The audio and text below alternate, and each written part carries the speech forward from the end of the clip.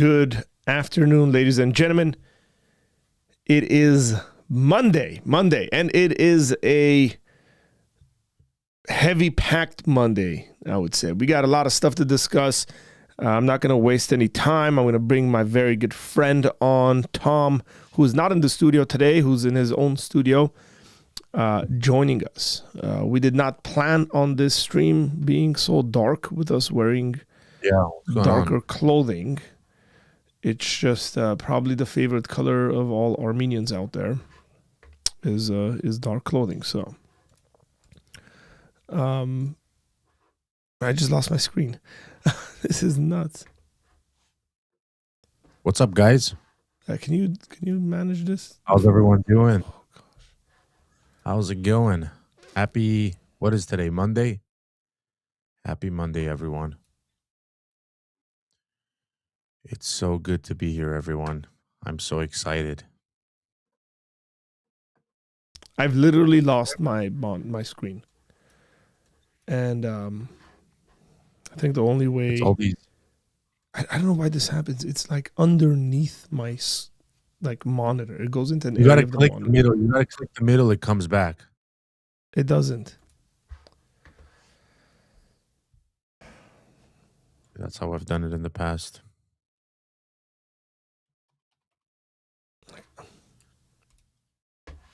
Like, how does it go into an area of the monitor that doesn't exist? It's just really weird. Like, my mouse will not go there for me to bring it back. Yeah. It's in some other universe right now.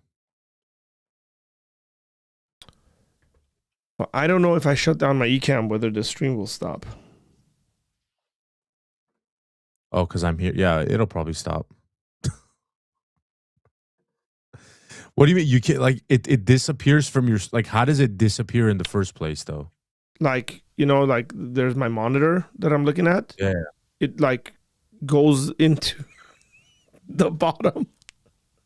Hold on. How to make monitor, how to make screen. It's not it's a eCam thing. It's come back when it.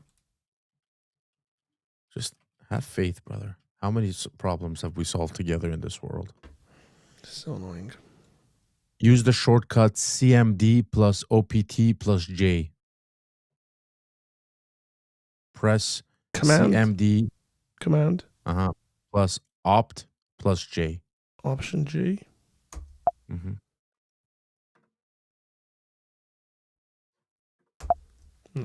Nothing.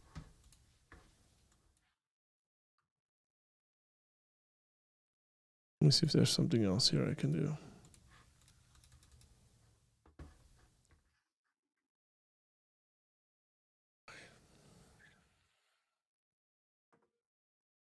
Hey guys, I'm just having some issues here, so hang in there. Let me see if I can bring this stuff back.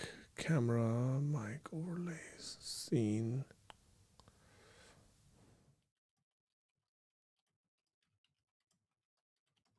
Window. Let's see, center. No.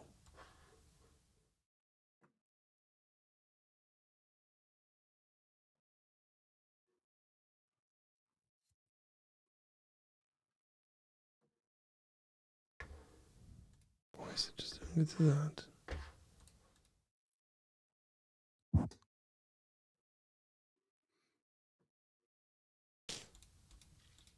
It's so weird. Just, if you want, we can restart it. Oh, hang on. You can talk to the people on the chat right now. We can just do it the old school way. You just don't have a screen. We just have a conversation. Like last night, we had a very fun conversation last night. I actually got trolled. You can't do that when you're trying to pull up videos to play for people to watch and all that stuff. Yeah, that's true. Hey, listen, bro. You've made so much fun of my. Okay, I recovered it. Okay, but then I gotta readjust everything. This is what happens. This is actually here's sorry, but like for the viewers, this is actually me being frustrated. Like you're actually seeing me just absolutely frustrated right now. And technical difficulties. And living as a Christian man in frustration. Did recover it. We had some technical difficulties at church yesterday. Bro, it just when what is going on again? Just if you're gonna say something like angry, I have a beep button here. Just let me know. Warn me beforehand. I don't say stuff like that. Arrange all windows. What's up, guys? What's up? Evening. No, y'all had some bad news this evening. Right, it's like disappearing in my screen. Oh, I'm sorry, man. Praying for your mother-in-law. Best spoke. Another stroke. I heard that happens with strokes. They're like aftershocks. When someone gets a stroke, it tends to like happen again quickly. Sorry, man. Praying for you. Praying for your family. Tom got the hair game on point today. Fade back like Kobe. Dude, my hair is on fire right now. Look at that. It's perfect. No technical difficulties in my hair game right now. That's for sure. Y'all had a fun conversation without me, without apple juice. Yeah, no apple juice. We had orange juice last night, Nick. We actually had. No, it was actually orange juice. Yeah, Arthur's wonderful spouse spouse. This guy made some nice orange juice for us, guys. It was very tangy and delicious, and I had about 3 cups. My name is Andy, by the way. Andy, finally putting some names to this to the YouTube channels. Andy, is it with an I or with a Y? Did you misspell it, or is it spelled like that? That's a cool spelling of Andy. What up, Jesse? Where you been, Jesse? Jesse, I thought you gave up on this channel, my friend. Welcome. Let me check something here. Arthur's wonderful partner. Yes. Arthur and his partner are very wonderful and hospitable. Who said that? I don't have a partner, I have a wife. Stop saying dumb things. Arthur and his sister in the Lord, who also happens to be a spouse. Hey, if you guys want to like really piss off your significant other, you guys are so cringe. Wife, husband, just call them brother or sister in the Lord. That's what I do sometimes. If I'm like really trying to explain something to my wife, I go, sister in the Lord. How do you not understand? I've never done that. You need to try it. No, I don't think so. Thank you very much. Yeah, I heard, Jesse. I'm sorry for your loss, my friend. I'm praying for you guys. Stop calling her I heard my your friend. grandma was... What? Stop calling her my friend. It's weird. You're just ticked off right now. Jesse, I heard your grandma was in the triple digits. Is that true? Like she was over 100 years old. I think she was 105. That's pretty incredible genetics. Well, Arthur going full Muslim. I jokingly said that about my wife, and she hit me way too hard. Oh, you called her sister in the Lord? Why is your wife hitting you is the question. Like, what the heck, Nick? Now, next time you say that, Nick, give her the Christian side hug instead of the full regular hug. 106! My goodness, that's incredible. That's actually incredible. Abuse. Wow. 106 years old. Okay.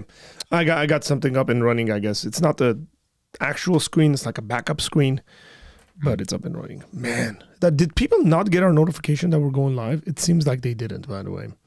The secret Mossad agents are trying to keep our stream down. So the 25 people that listen to us don't listen to us. as we talk about. Yeah, it has been kind of weird recently, I have to say, because I don't know, it's weird when you have such a significant drop. Yeah, I agree.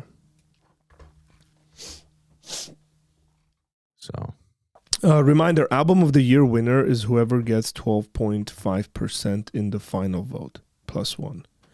Yeah, I don't care. what is this for? I don't care what album won the. I haven't listened to any of these albums. I don't care about popular music. That's probably Tom's. Tom probably pays more attention to that stuff than I do.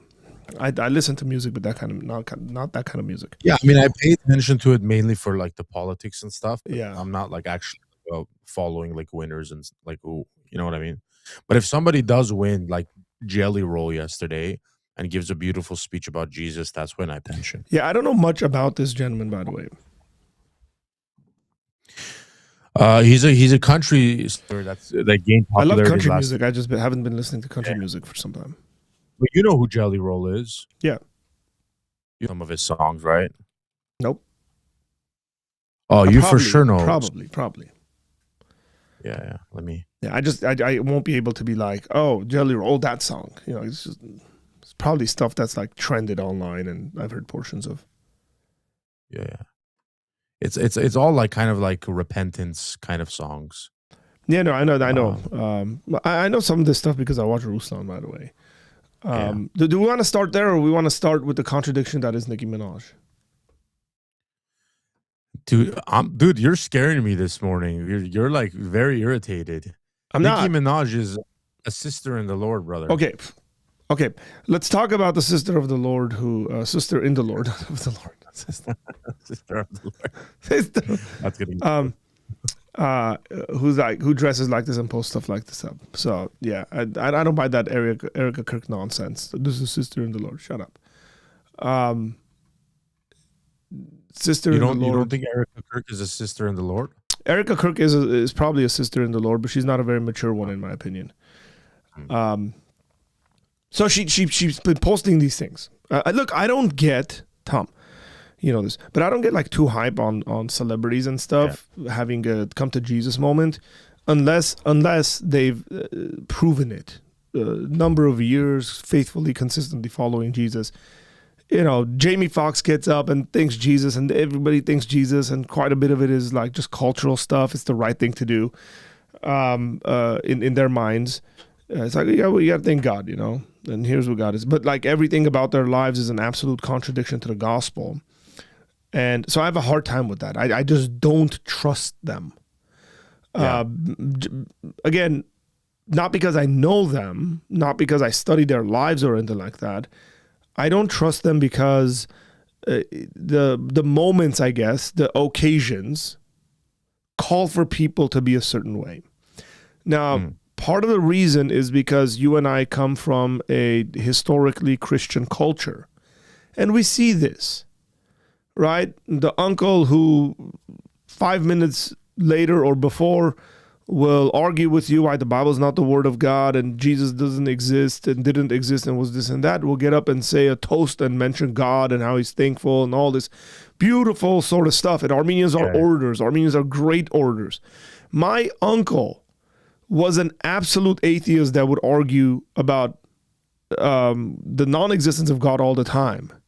And then when things would happen, he would glorify God and he would say things like, hey, Jesus, help us. And so I'm just like, dude, what are you doing here? You know? So we're like, I'm used to that, right? You're used to that. We're used to people being at occasions, weddings, birthdays, funerals, people getting up and speaking about God and giving very, very proper, good speeches on the subject of God. And you sometimes walk away, you're like, hey, man, sheesh, sounded really good. If I didn't know you, I'd think you're a Christian, you know? But I do know you, and I know you're not a Christian. I know you're not someone who's actually committed to Jesus and following Jesus. And we've seen these happen with athletes all the time. We've seen this happen with celebrities all the time. You know, they'll come out, they'll glorify God, this, that. Next thing you know, they're completely fine with raising transgender children and okay with everything anti-gospel, anti-Jesus under the sun, i.e. Dwayne Wade, right? Am I wrong about this? Or am I wrong about this? Or am I right about this? I think my Yeah, memory. this is a I little think my different. memory's good on that. No, I'm just Yeah. talking about specifically Dwayne Wade. Didn't Yeah, Dwayne Wade come Wade out and say he was a taught us Christian, all Sunday. this stuff, and then like, Yeah. No. Yeah. yeah, Yeah. or they're getting divorced, marrying this woman, that woman, this, that, and you're kind of like, wait, hang on, man. Like, what the heck happened to your Christianity? I haven't paid too much attention to Russell Brand, what Russell's been up to. His conversion seems legitimate. Part of the reason why is because Bear Grylls has been a very consistent Christian over the years, and I think Bear Grylls is involved in Russell's life and all that. So go ahead and hit the like button, guys. By the way, it seems like this stream hasn't gone out the way it's probably supposed to go out to people. But I don't know much about what's going on in you know who I think is a Christian? This guy. Where is he? Let me see. Now I got to remember his name because I don't remember his name.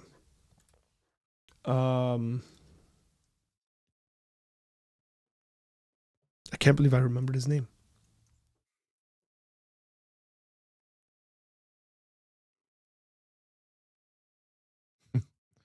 I haven't listened to albums. Nick says I haven't listened to albums since 2006. You do, man. You just listen to it in a different way. You do Spotify, you do YouTube. Yeah, it So looks different, right? But guys, that's also not good. Like to be like culturally unaware. Yeah, I don't disagree with you. It's not. Like, you disagree with me? I don't disagree with you. Yeah, it's good to. I mean, not to like be like following this stuff like crazy, but it's good to be aware of what's going on in the culture. I think Christians can. This is learn gonna tie into this stuff. By the way, check this out. Yeah. So, Daddy Yankee, this is the king of reggaeton music. Okay, for those of you guys who listen to reggaeton music. I don't really listen to reggaeton music. The last reggaeton music I remember was the Gasolina one, which I think was him, no? Yeah, it was him. Yeah. That's funny. So Daddy Yankee has become a believer. This guy refuses to sing anything other than about Jesus.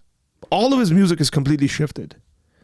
He was actually asked, I think, and I can't pull that up, but he was asked if he was invited to go and if he was invited by this, who's this guy, Bad Bunny, to go and sing at the Super Bowl halftime show. Daddy Yankee said, I wouldn't do it because I will not sing any of my old music because it doesn't glorify God. Still doing reggaeton, by the way. So he's come out, publicly declared his Christian faith, gave a concert 2023. And like, I think his last album, somebody was telling me that they were listening to it and they're listening to it a lot. And his last album is like entirely gospel focused and all that stuff. Like, this is a dude that very clearly has gone from not being a Christian to being a Christian. And then he's like, look, the music I used to make was like not good. I don't encourage people to listen to the stuff that I did. Now, it reminds me of individuals in the Bible, in the book of Acts, who become Christians. Like there's this whole scene right in the book of Acts where they burn their magic scrolls and all that. There's people who make serious decisions. Now, again, if I'm going to talk about Nicki Minaj, I'm going to have a fair conversation about Nicki Minaj. If Nicki Minaj wants to take a conservative position on politics, that's fine. That's cool. It's better having her on our side than not, is what I would say. But I wouldn't necessarily just go out there and say she's a Christian and stuff like that, because I don't really see, and I haven't seen the fruits of Christianity. Now you might know more about it than I do. That's fine. We can have that conversation, but I really haven't seen it. But we want to go through, like you sent me this tweet, and she's been going crazy on this stuff, man. And I want to be very careful with people just being kind of duped into the what's it called? What's her name? The Candace Owens kind of bandwagon sort of thing. Like Candace Owens gets popularity in the conservative movement and all that stuff, and then she gets all kooky and starts saying really, really crazy, nutty stuff. And I suspect from the stuff sort of I read, Nicki Minaj could do a very similar thing. Okay. So here's I don't know, which one did you want to look at? This is 16 hours ago. As they do their ritual tonight, she thinks the Grammys are a ritual, by the way. God Almighty will reveal. Huh? I mean, she would know. Yeah, maybe. Just because she's a musician doesn't mean she would know. But she's involved with those Grammys, and she could just say stupid stuff. As they do their ritual tonight, God Almighty will reveal himself to them. The ritual will backfire on them. God will not be mocked. Blessed is the mighty name of Jesus Christ. Every tongue that rises up against me in judgment shall be condemned and put to shame. Watch. Is she talking about herself here? Every tongue that rises up I against think me? so. Yeah, I think so. Maybe generally, but I know they mocked her during the Grammys. So there was a bunch of videos where Trevor Noah was like, "Oh, she's right now in Donald Trump's like Oval Office talking about like who has the bigger butt," stuff like that. I mean, you could get into that, but I would argue that Nicki Minaj has been fighting for like really, really good stuff. While like her involvement with the president, as far as like her recent fame on the conservative side, has been to like protect Christians in Nigeria. Yes. Like regardless of her personal faith or her lack of sanctification or whatever, or whether you believe she's legit or not, people like me who are Christians engaged in the political realm, we pay attention to things that would profit Christianity, in the sense that it would help Christians in Nigeria or raise awareness on, for example, she's been clowning on Don Lemon and what he's been doing to the Christian churches or that Christian church, right? And so is that I don't have an issue with any of the stuff you just said, by the way. I just, again, if we're going to say somebody's Christian and stuff like that, then, you know. Yeah, scroll down if you can a little bit. She said some pretty important stuff here. Yes. One of them, if you want, I think it's one more under that weird picture. I mean, here she's just responding to stuff. The LGBT.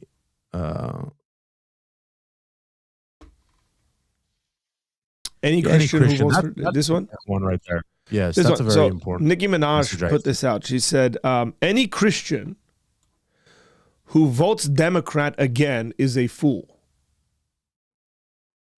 They're showing people that it's okay to disrupt a church during worship. This is how they truly feel about you. The veil is lifted, no morals, no integrity. It's not enough for them to have an opinion. They've escalated to physical intrusion of places of worship. The demons inside of them are so bothered all the time. So there's so much truth in that. I know you can take these. By the way, Arthur, you being kind of like dissecting things like this for a living, you could take this stuff and read it a million different ways and think about why she's saying it. But for a lot of people, reading this stuff is just the first thing that's going to happen is, what the heck is she talking about? Oh, she's talking about the Don Lemon situation. Oh, like she has millions of fans all over there. What do you mean they were storming? She was storming a church, and so like it raises awareness to these conversations that you and I would have to do 6 billion streams to do. Like to raise it. Yeah, I don't. You don't have to defend it. You don't have to defend her. But my point is because like people are saying, like, I'm reading the chat and people like Arnold was saying, Tom, are you a Nicki Minaj fan now? You know, like I know it's a joke, but absolutely, yes. That was so good, bro. I'm a fan of whatever raises awareness for the things that I believe of the highest order. Yeah, Tom's gonna be bumping Nicki Minaj rolling down the street. I don't think I've ever searched a Nicki Minaj song and like listened to it in my life, outside of it's playing at places that I'm at. But I think it's super important what she's doing. I don't disagree. And the, So the other thing, okay, so let's be fair, right? Like, so look, for me, I don't mind. Like, she could be an atheist and say this, and it's yeah, completely fine. Like, I would do the same thing. Say, hey, props, you came out and said this. So I don't have an issue with that. It's specifically when it comes to the Christianity conversation, when I have like, I'm gonna be very strong on, right? yeah, She's coming out here and saying, hey, listen, Christians, like, even if she was a Muslim, she came out, hey, Christians, stop voting for these people. Here's what they're doing. They're walking into your places of worship. They're disrupting you. They're doing this. They're doing that. Why are you supporting them? It makes no sense. It makes absolutely no sense. So I think that's a completely fair assessment of the situation, considering what has been going on. So yeah. props to Nicki Minaj. The other thing I was gonna say is she could be on a journey. Like, let's chill, guys. Right? For all we know, for all I know, and this is kind of a word to me, is that she could be on her way to Christianity. She just hasn't arrived there yet. Yeah. And praise God if she does. Like, is that not what we want to see? Is that not what we as Christians, especially those of us who are involved in evangelism and apologetics, is that not what we actually want to see? Yeah, I've said this my whole life. Like my whole life, this is something I've believed in. Not specifically regarding this issue, but I've always said we ask for God to do great things in the world, like for God to move and His Spirit to, like really like make effective change, right? And then when He does it, we're shocked. We're like, well, this is way too big. It couldn't be God. Or like, there has to be a different angle here. Yeah. And sometimes there is, by the way. I'm not saying there isn't. Like, to be honest with you, of course there is. Like, like I was so hoping in my heart to believe that Kanye West that truly like, Yeah. turned his life around. And then, deep inside, everybody knows like, it's Kanye, but you're hoping for it. So when it doesn't happen or you see there's a different angle, it sucks. It hurts. But also, there could be times, and there have been times where God does actually do something beautiful like that, and it's on a grand level, almost like it's so big that it could be a conspiracy, and it's not. And Yeah. it's just somebody being like, why is it impossible for someone at that stage, for anyone, by the way? It could be, I don't know, Jimmy Kimmel. It could be anyone. Think about the Yeah. It worst could be person Donald on Trump. the left. Yeah, it could be Donald Trump. Why is it possible for God to move in anyone's life if He wanted to? It's not, and so I don't want to breed a spirit of kind of pessimism when it comes to celebrities professing faith and all that stuff. Like I don't, but I do want to have the Christians kind of dial it back a couple of tones. Is that when somebody does become a Christian, legitimately speaking, somebody becomes a Christian, like, give them time. They don't like somehow immediately become awesome theologians and scholars, and now their opinions on the Bible must be the correct ones. No, they are as knowledgeable maybe in the Bible as the dude that got baptized at your church last week who's been coming to church for 3 months, and like, treat them as such. But because they have a platform and they're going to talk and all that stuff, then they already have a natural audience. And this is kind of the difficulty we have to go through, is even if they are legitimately Christians, we have to call them out on the wrongs that they do, because we got to call them to maturity, as we call everyone to maturity, regardless of where they're at. I'm going to respond to a couple of comments and then we'll move on with this. Sawa says, can I share something? Oh gosh, just lost that screen again. You want me to read it? No, that's fine. It's back. Oh. I don't know why it got lost. Can I share something that I've observed with American Christianity, all caps, yelling. The body of Christ, other nations don't have the USA Christianity. The rest of the world looks at this and thinks only in America. Look, I agree with you, Sawa. But here's the question you might want to ask yourself. When was the last time? Huh? Oh, like, it's okay. A 3-paragraph. Okay, yeah, let me read these and then I'll think. In Australia, I'm going to have a hard time, I think, putting these on the screen because of my screen situation. Everything's super small. Can you read that? Yeah, in Australia, American Christianity is looked at as a political right, a way to get forward. Its lack of holiness is astounding. That's just a claim. American Christianity appears akin to a circus show, not being mean. It's just giving a perspective that uh, outsiders see. All these entertainers, thank God, uh, go from left to right, etc. It's standard. We've witnessed it all before. Bieber, etc. It's merely reality, not negative, not pessimistic. Rather, it's a known phenomenon when it comes to the USA. Dude, you guys have Hillsong United like in Australia. Australian Christianity has probably produced what you think American Christianity is, which is like that insane like worship culture, abusive pastors, whatever. That's like I've watched so many So, documentaries of what's happening in Australia. so That's yeah, really weird. let's not make this an Really Australia America issue. But here's what I would say. I'm saying it's like Of course, the rest of the world is going to look at America. America impacts culture globally. It's because of America why you have Moroccans rapping.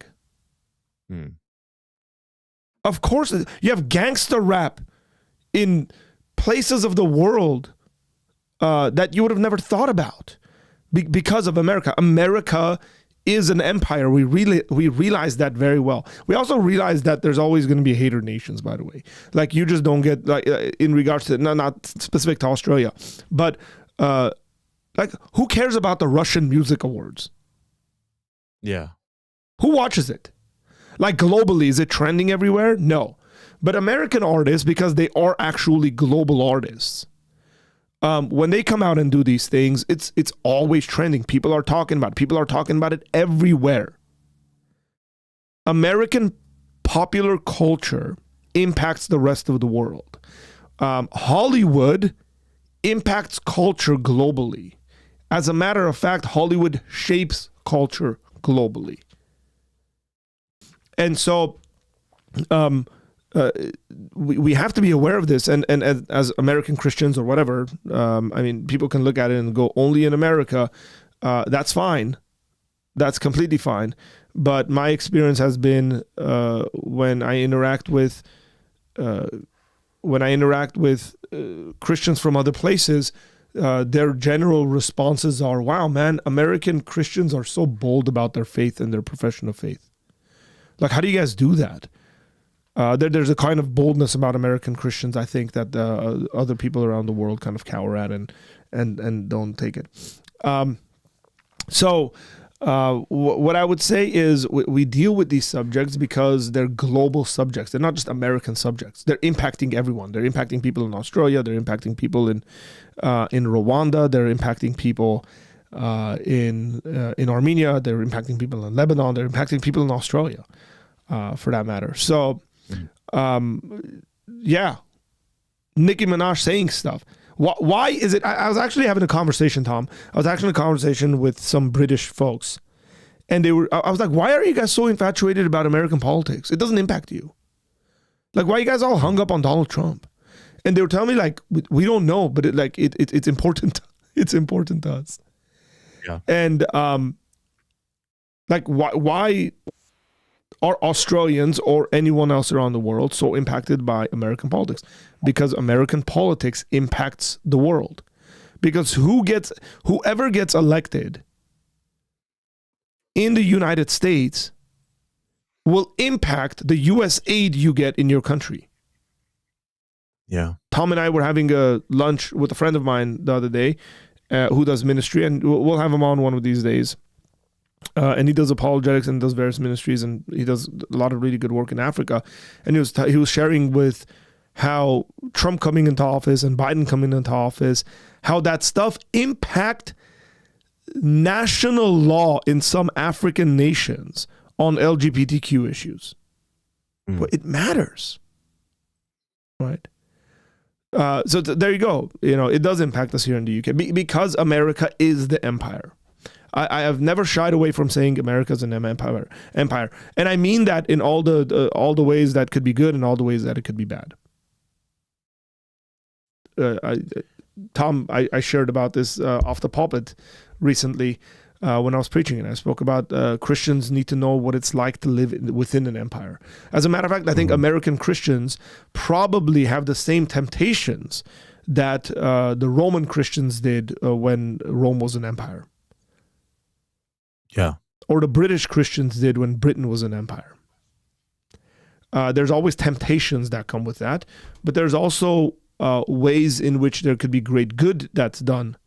American evangelical Protestant Christians are the most generous group of people that you'll ever come across. There's more money that comes out of the church in America than anywhere else in the world. The American church supports more people around the world than most countries do. These are individual people who sit in pulpits, and decisions that are made here again impact everywhere else in the world. That's the reality of the matter. I had a thought, I'd skip my mind. Okay, Nicki Minaj says these things. Do we want to move on to Jerry? Well, let me just go ahead. a point here. Sawa said, this is what I do as a cultural critic. I weigh up situations, spend time upon time surveying, studying the culture and its dynamics. And then this part, I simply don't believe a word Nikki is saying. I just don't. So here's my question as a cultural critic. What word don't you believe? So you have two options. You either don't believe she's a Christian. So then like that's up to you. You're making a judgment based on her fruits and stuff, her heart, whatever. You have the right to do that. I do that often with people. So you either are just completely rejecting the fact that what she's claiming is true, or you're not believing some of the truth she's saying about like Christians in Nigeria being persecuted, or Don Lemon storming a church being anti-Christian kind of hatred stuff. Like what is there in the second part that you don't believe? Like, it's not like Nicki Minaj has come and said like some crazy conspiracy thing about Christians. Like they're planning to kill Christians in the streets starting March. And then you're like, I don't believe what she's saying. She's literally brought up things that are actually true, and she's raising awareness to them. And then your critique, which I guess it could be a correct critique, is she's bringing up these truths, but she's not a Christian. And to that, I would say, I don't care. I don't not that I don't care that she's not a Christian, but I don't care if a non-Christian or someone who claims to be a Christian is bringing up things that are positively making change or impacting what Christians have to go through. Like Arthur said, it could be anyone to do it. It does feel nice, I must say, that a person who you don't think is a Christian is raising more awareness about things that Christians should be thinking about. Like, how could I be a Democrat and possibly vote for, or how could I be a Christian and possibly vote for a Democrat? So if she's not a Christian, she's a very wise not Christian. And maybe she's a very good cultural critic, where she can look at things like this and say, oh, that's kind of weird. How are you someone who claims to be following the tenets of the Christian faith, yet voting for a political party that absolutely has the opposite interests in mind? And so considering the fact, by the way, I already spoke about why I don't think she's a Christian. But nonetheless, she's saying all the stuff she's saying. So regardless, I mean, I'm not going to sit here and have a debate about whether she's a Christian or not. Ultimately, we all would love to and celebrate the fact, as the angels in heaven would, if she does become a Christian, if she hasn't already. And there could be a bunch of middle ground kind of things there. Like I said, she could be on her way to Christianity. She could be a very new Christian. There could be a number of different things. Okay. Okay. So, wait, sorry. Arthur, bro, I don't want to make this conversation like all entirely on us responding to someone. But I don't want to. Yeah, I also don't want to like this. Like, I can't ignore that she's riding on the Christians in Nigeria for her own ride. Like what? Like for what ride? Like what does she gain for bringing up Christians in Nigeria? I'm just so curious. Yeah, I don't know. Okay, I'm done with this conversation. We can move on. Yeah, it doesn't matter to me that Christians are dying in places, and somebody brings up the subject and says Christians are dying, and then you go, well, you're doing it for selfish gain. Okay. In that case, I mean, what, they shouldn't bring it up? Like, would you rather them not talk about it?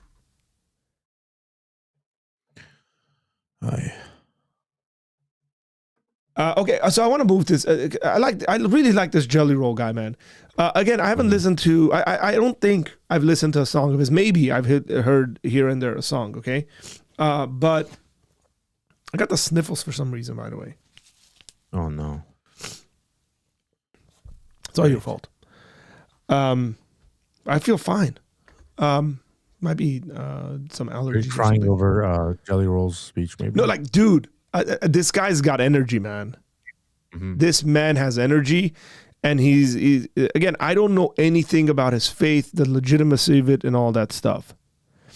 But I'm gonna play this video because it's fire. I know they're going to try to kick me off here, so just let me try to get this out. First of all, Jesus, I hear you and I'm listening, Lord. I am listening, Lord.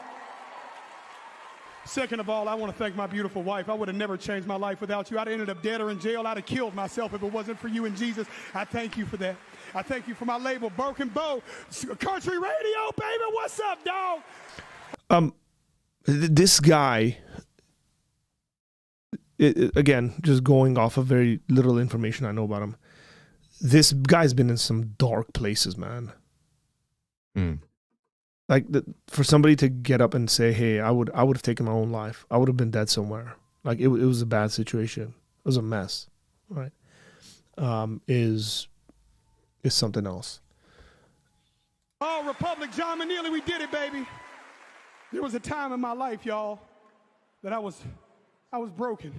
That's why I wrote this album. I didn't think I had a chance, y'all. There was days that I thought the darkest things. I was a horrible human. There was a moment in my life that all I had was a Bible this big and a radio the same size and a 6x8 foot cell. And I believed that those two things could change my life. I believed that music had the power to change my life and God had the power to change my life. And I want to tell y'all right now, Jesus is for everybody. Jesus is not owned by one political party. Jesus is not owned by no music label. Jesus is Jesus, and anybody can have a relationship with him. I love you, Lord.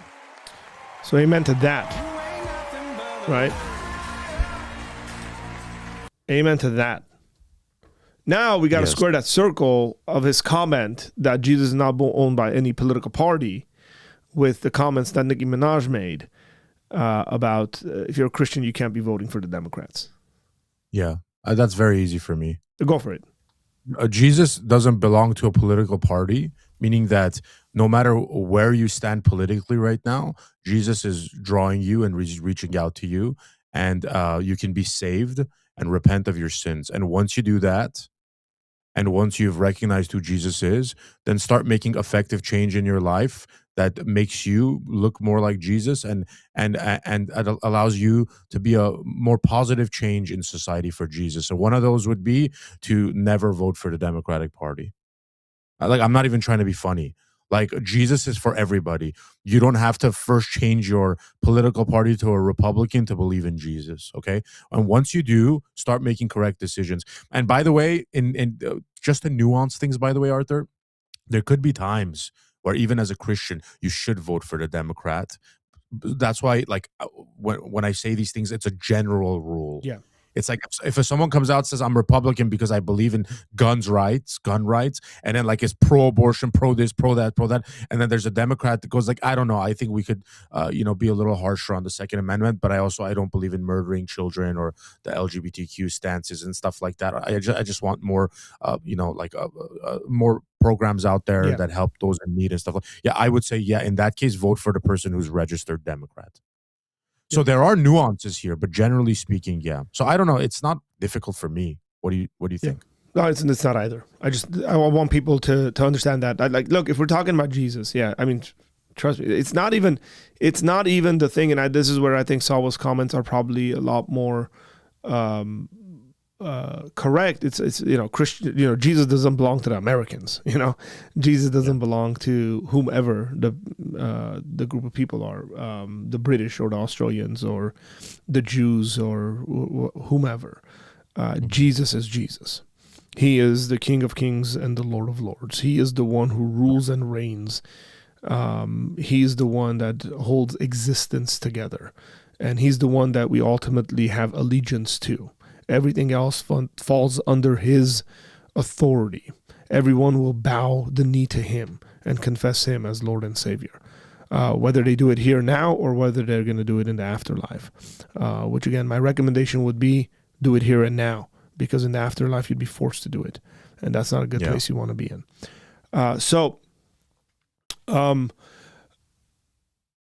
Yeah, it's very important to put that in the proper context. I just think if in regards to politics and political movements, if Jesus has an ethic, if Jesus has a way he wants us to live our lives, if Jesus, which he does, if Jesus has actually revealed himself, which he has, and you have political parties that are anti-Jesus and anti-Jesus in all those stances, then those political parties can't be aligned with Jesus. They're going against them. If you have political parties that are closer to Jesus, I don't necessarily think that there would be or there could be political. I mean, there could. Not sure whether it have many adherents, but where Jesus Christ party. Yeah. Where it's like 100% on certain things, because I think Christians generally disagree on some of these things as well. Good faith Christians. Then the closer ones to Jesus is where the Christians should be. I know people will pick at that and all that stuff, which is fine. But and again, if the Republicans come out and do nutty stuff, anti-Jesus stuff, mistreat people, then I'll call them out on it, because that's exactly why I would, is because I don't think Jesus belongs to you. You belong to Jesus. That's the difference. Yeah. I think that was a phenomenal speech, man. And I love he gets up there. He goes, I got to make this quick before they kick me off. And I people can read into that. I was thinking about that. I was like, does he mean like I'm talking about Jesus and they're going to kick me off? Or we have very limited time to talk up here and they're going to kick me off because we have very limited time to talk about this stuff. So it depends on how much you trust Hollywood and all that stuff, I guess, the way you're going to read into that statement. I think he just means they don't give us much time to talk up here. Yeah. You can't get up also, there and give a 2-hour speech. Also, essentially, you're never actually voting for a party. Like, you're voting for people. Like, at the end of the day, like, if you really want to think about this in a deeper sense, you're essentially voting for people who hold certain policies at the end of the day. Yeah, correct. But then you'll have individuals who will go party line on all stuff. So sometimes you are voting for the party. And that's what we used to say the R word back in the day. It's coming back. It's because that's what we call the R word. I would never ever walk it like I am not the person who grabs like a voting form and then just checks in everything that says Republican. I've never been that person. My wife actually gets annoyed at me because I sit down and read the policies and search them and search the background. I search the backgrounds of judges because they don't even have political parties, or sometimes they do. So like that's just completely stupid to do that. There's been so many people in California, by the way, who've run as Republicans or been like at Catherine something Berger. She's a Republican. She literally, guys, this is crazy. She sent me a flyer saying that Catherine Berger stands a Republican that stands for these policies. Okay, it was like pro Second Amendment, some stuff like that. And then my neighbor, who's a Democrat, got Catherine Berger stands with you on abortion, blah blah blah blah blah blah. And guess who sent it? Catherine Berger sent it. To us with different, and I get it. Like, we all know they do this messaging. It's not anything new. I've actually been part of a political campaign. I know how some of these messaging stuff work. But I mean, come on, like, how could you like that? Obviously, you know what I mean. It's not. It's like so obviously being a sleazeball, and so just there's sleazeballs everywhere. Okay, now this guy's probably going to be news for the next 2 months, in my opinion. The next guy we're going to look at, because he's performing at the Super Bowl halftime show, as far as I know. I thought you were going to say Jeffrey Epstein. Oh, no, we'll get to Epstein. Jeffrey Epstein is performing at the Super Bowl halftime show. Surprise, I'm not dead. Yeah, I take that back. That's on this guy's is this guy what is this guy a cross-dresser? What's up with this guy? Who, Bad Bunny? Yeah. Is he a homosexual? Listen, brother, I say this with all honesty. I'm not trying to be like the old guy that doesn't know culture. I have zero idea who Bad Bunny is. I've heard his name millions of times. Yeah. I've heard Bad Bunny stuff like I couldn't name you one Bad Bunny. You probably show me and I'm like, yeah, I know this song, but I have no idea who Bad Bunny Yeah, which is but I do know that he's not a good bunny.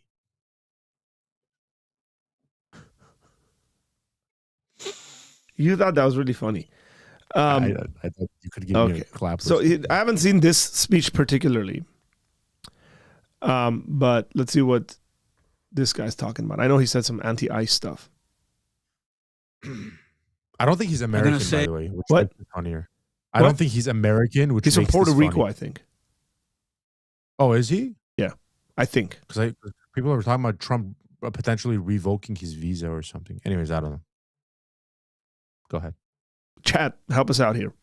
Yeah. A ICE out.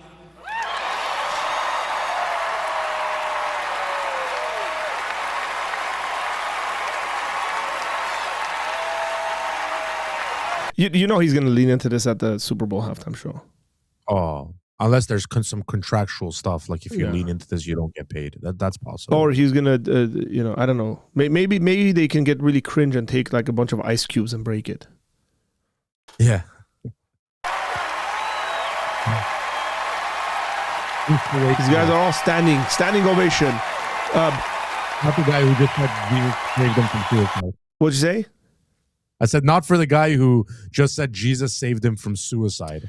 Well, I guess people But were, yeah. I mean, people clap for him too and all that. But it's always funny for me when Hollywood elites Yeah.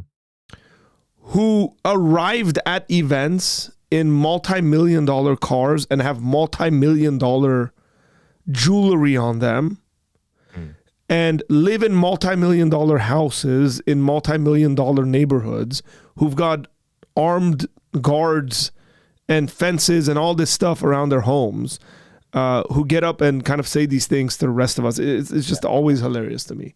And there's another one that's going to say that. We'll lean into that conversation a bit more. So this gentleman says, ICE out, and standing ovation. Everybody wants ICE out. Do we really? But like serious, like this is the equivalent for me, guys, when people say like, police out or whatever, or defund the police, and people would like clap. And I'm like, really? Do you really want that? Like, are you that ignorant of how reality works? Do we just want to open up the borders and tell everybody just come in? Or we want to go away from this kind of nonsense? And by the way, what I said about somebody becoming a new Christian and then having a platform and then talking about stuff, we need to be careful with those people because they're quite often not very knowledgeable.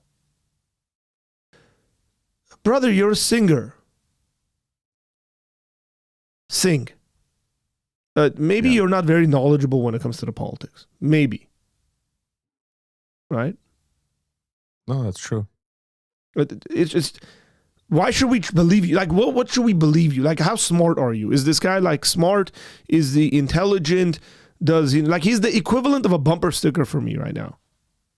I'm driving down the road. Prius comes next to me. I have an electric car, by the way, and I drove a Prius. But Prius comes next to me. You guys know the stereotypes. And then it says, I don't know, Harris and Bernie and AOC stickers on there. And it says, no this, no that, fascist, this, that. Like, I'm like, okay. Yeah. Congratulations. Right. Big shout out to Holy Heat in the House. Man, I keep forgetting. I keep putting up. I keep putting the posts up and then my screen disappears every time I do that. So I gotta figure out where. Brother, you got to get me one of those hats you have that's in Arthur's office. If you're ever in town. That's a really comfortable hat. That's my favorite hat I've probably ever worn. Or tell me what company you use to make that hat. I'll give you that hat. I'll just give it to you. Okay, fair. Okay, so I'm not going to post the comments. I'm just going to read them. They zoomed into specific people when the crowd cheered for Jelly Roll. Now they're zooming out for the anti-ICE message to show the solidarity. 100%, but still, there is more solidarity with this one. Like I've seen the 100%. video. I've seen videos of more like zoomed out videos of Jelly Roll. This was not the reaction. But you know what's funny, Arthur? So the when Jelly Roll spoke, Reba McEntire was one of my favorite country vocalists of all time. There's the night that the lights went out in Georgia. That one. So she like stands up and claps for Jelly Roll, and then when Bad Bunny does his little spiel, she actually walks up to him like from a different side, taps for him, waits for him to look so he gets up, and she thanks him like after the speech or whatever. So that just goes to show. By the way, I'm not a Reba hater, but that just goes to show like grifter alert, man. Like it doesn't make sense to me. Not that those two things, by the way, not that someone can't love Jesus and also be like, I hate ICE. I think those two things are totally possibilities. Correct. But it's the political atmosphere in the statement. It's the fact that this guy's getting up on stage and saying Jesus is Lord or whatever, which is good. He's making a proclamation of who Jesus is, and then somebody's getting up and giving a political position that would probably laugh at the guy that just got up and said Jesus is Lord, for promoting that kind of stuff instead of this kind of stuff. And then like you get up and clap for both of them.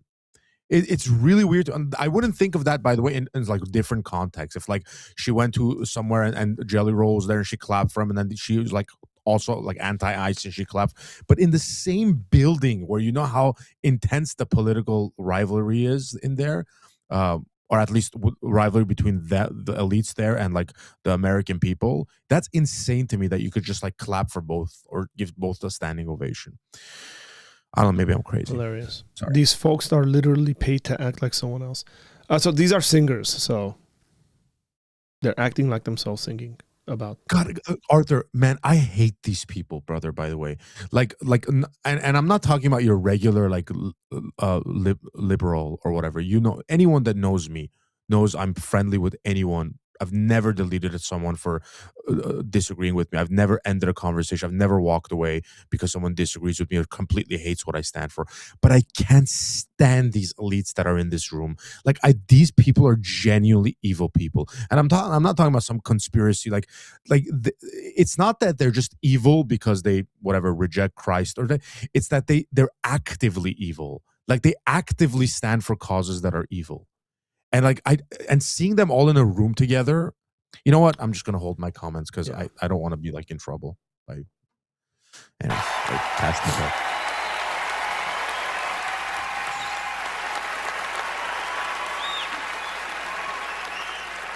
ball. We're not savage, we're not animals, we're not aliens, we are humans, and we are Americans. Okay, I know English is a second language. And all the stuff he's out, we're not savages, we're this, we're not this, we're not this. But to say we're not aliens is just grammatically incorrect. I am a legal alien to the United States. That doesn't mean I'm from a different planet. That's not the only use of the word alien, everybody. Right? Just breaking down the language a bit here. It's completely fine to call people aliens. It's part of the English language. Okay, it means someone from somewhere else. That's it. But yeah, I mean, we're not savages. He's going all these talking points and all that stuff. That's fine, unless you are. You guys, unless you are, unless there's evidence showing that you're acting like savages, that they're molesting and beating and killing. Am I not going to say the guy who got up on that on that metro and cut that girl's throat is a savage? How is that person not a savage? Yeah. That's savage behavior. These gangs that go around and do all the things that they do, is that not savage behavior? Can we not legitimately, it's going to offend, are their feelings going to be hurt because we said they're savages? Like, I get the cultural context, right? Can you actually have, here's a controversial take, can you actually have a culture that is a savage culture. It seems to me you can. You can have bad cultures, right? Not all cultures are equal. Also, who said you're not human? Yeah, I don't think. Like, who made the claim you're not human? By the way, Bad Bunny, okay? Every single person who's a human is a human to me. Made and created in the image of God. Every single one of them. But your buddies in that room, okay, probably 95% of them, or even more, 99.9% of them would say that a child in the womb is not a human being. Oh, yeah. So, like, just don't give me the human being BS. I believe all of those people are women. I don't even are human. I don't even believe that those people that are being deported by ICE or whatever, the ones that are not like committing rape or all these kind of things. I don't even think they're bad humans. Yeah. Like, I don't even think you're a bad or a horrible human or whatever for even entering a country illegally or whatever like that. Correct. Now, you could be breaking a law and not be a bad person. It could be out of necessity, out of desperation, 1,000 reasons. Yeah, but so you could be doing all that and not even be a bad person. But how did you go to non-human? Who calls you that? Like, that's insane. And why are you equating that to like just immigrants in general? That's even more crazy. Like, Americans think that way of immigrants in general. That's like, and by the way, if you see this show progressing, that's essentially the sentiment. Yeah, that they're pro-immigrants and people who want to see deportations are anti-immigrants. And that's a complete false conversation. But how, like, what are you going to do to win it here, brother? Like, you're already at a disadvantage. You know what I mean? There's nothing you can really do. Let's see. The Hollywood elite clapping joyously. Yes. Get rid of that one. Also, I want to say to the people, I know it's tough to know, not to hate on these days. And I was thinking, sometimes we get contaminados. I don't know how to say that in English. Is he trying to say contaminated? Is that probably? Yeah. Well, you were almost there. The hate get more powerful with more hate. The only thing that is more powerful than hate is love. So, please, we need to be different. If we fight, we have to do it with love. This always gets the artsy fartsy types like all hyped up, like love. Oh, like it's this thing that like somehow does things. This is a full-on Kamala Harris moment. When you hate, it's then hateful. You're hating. It's more hateful than not. I want to give the guy. I want to give the guy credit. English is hard for him. So I don't care about his English. He's a leftist activist, brother. Like, I don't. Yeah, I'm just saying it could be that, you know, in his native tongue he'd communicate himself a lot better than just repeating words. Yeah, he's just trying to say that Martin Luther King quote. That's all he's trying to say here. Like, hate cannot drive out hate, or something like that, or whatever. MLK Bro, let us said. watch it. You're ruining it. I haven't seen it. We don't hate them. We love our people. We love our family, and that's the way to do it, with love. Don't forget that, please. Thank you. Okay, brother. Thank you, God. Okay, I don't know about that whole God conversation, because, you know, you're doing a lot of funky stuff that God's not for. But here's what I would say. Why is it not enough for somebody to say they are doing this because they love America? Why is it all of a sudden so evil to love America and care about the interest of America and do that out of love, and you give them the benefit of the doubt and say, brother, you know, yeah, I realize that it's difficult for you guys to make these decisions, but I can grant it that you're doing it out of a love for your nation. Why can't both conversations, let's just say, right, like I'm being very kind here, I'm not going into their leftist activists and all that stuff. I'm just saying, why is it so difficult to sit there and say, look, yes, I understand, we understand. it doesn't feel good to have a family that's been here for a certain amount of time to get removed and taken back to the country they came here from and all that stuff. We're not even talking about situations where people have committed crimes within the nation, just like general deportations and all that stuff. But those decisions need to be made because people love America. People care about the people in America because people love the future generations in America because people love the rule of law. But why is that not considered? And it's always just ignored. But when you say something like, well, we love our people. I love my people.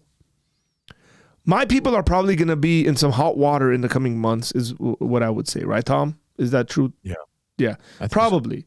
There's going to be some stuff about Armenians that are going to hit the news, fraud and all that stuff. We talked about the Dr. Oz situation. It seems that they've called in that gentleman. What's his name?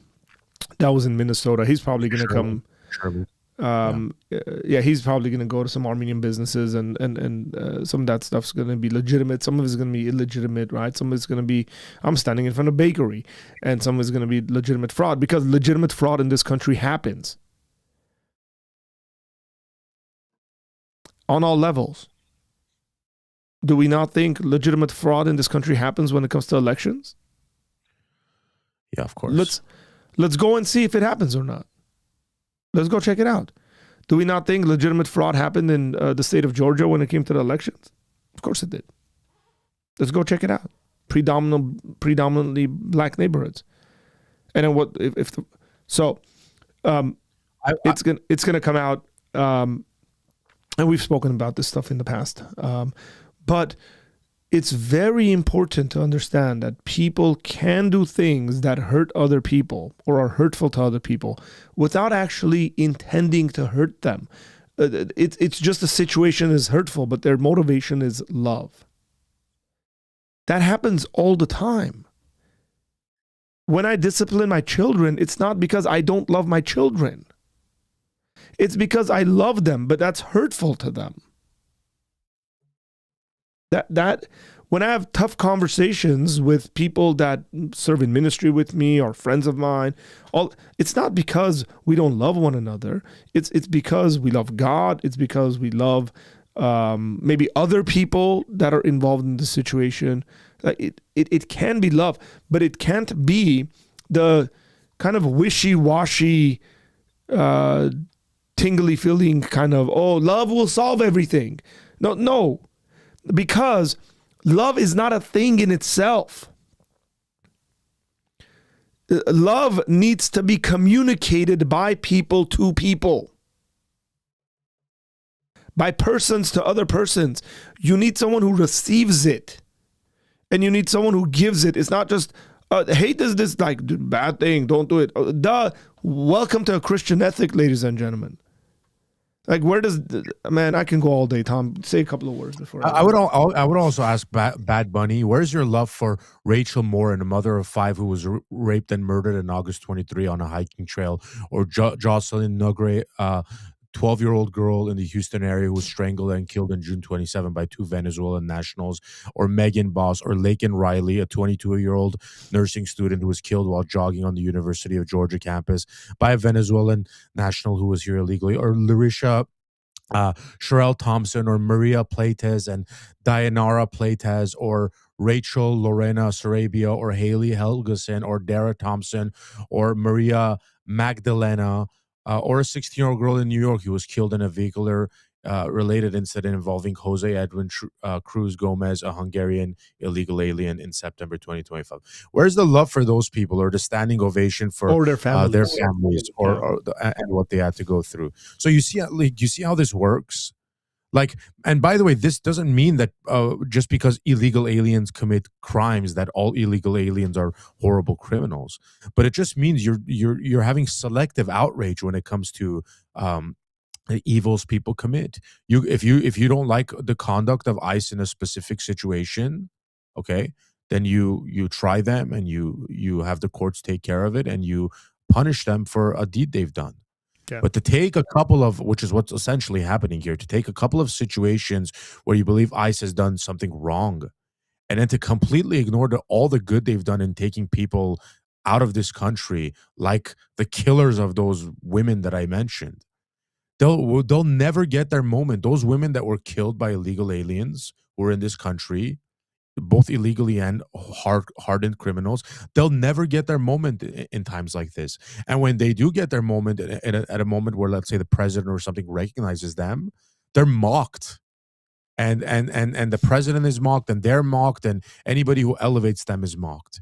If you cared for your people, Bad Bunny, a bunch of South American Latina women have been murdered by illegal immigrants who have entered this country. Okay, you would be crying for them too, but you don't actually care. It's a political thing. Yeah, and that's why we don't take it seriously, and that's exactly why we don't take this other person very seriously either. Yeah, or I don't. Neither does Tom. Tom's with me on this one.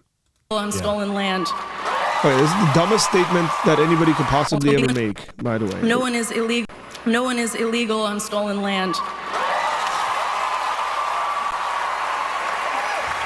You guys aren't as smart as you think you are. Neither the people who are clapping or the people who are making these statements, you're not as smart as you think you are. Nobody is illegal on stolen land. Yeah, we'll get to how much your house is worth. Just leave the land. No, it's just dumb. Take a big moral position and leave. Stolen from who? When? Was there wars fought over it? Those people that were there originally, are you giving your stuff back to them? It's always nice when you stand in the high places of society and make pronouncements like this. Nobody's illegal in stolen land. Like, get up and go to like Mexico without your passport. Let's see how it works. Yeah, that's a great point. Been there, by the way. They didn't let me into the country. They said, you'll be illegal in this country. They put me on a plane and sent me back because I forgot my passport. Yeah, I love that part. And they put it on this. They put it on the most like Native American looking. That cameraman knew what he was doing.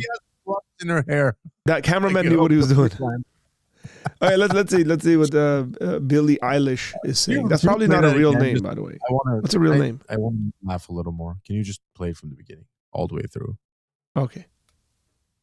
No one is illegal on stolen land.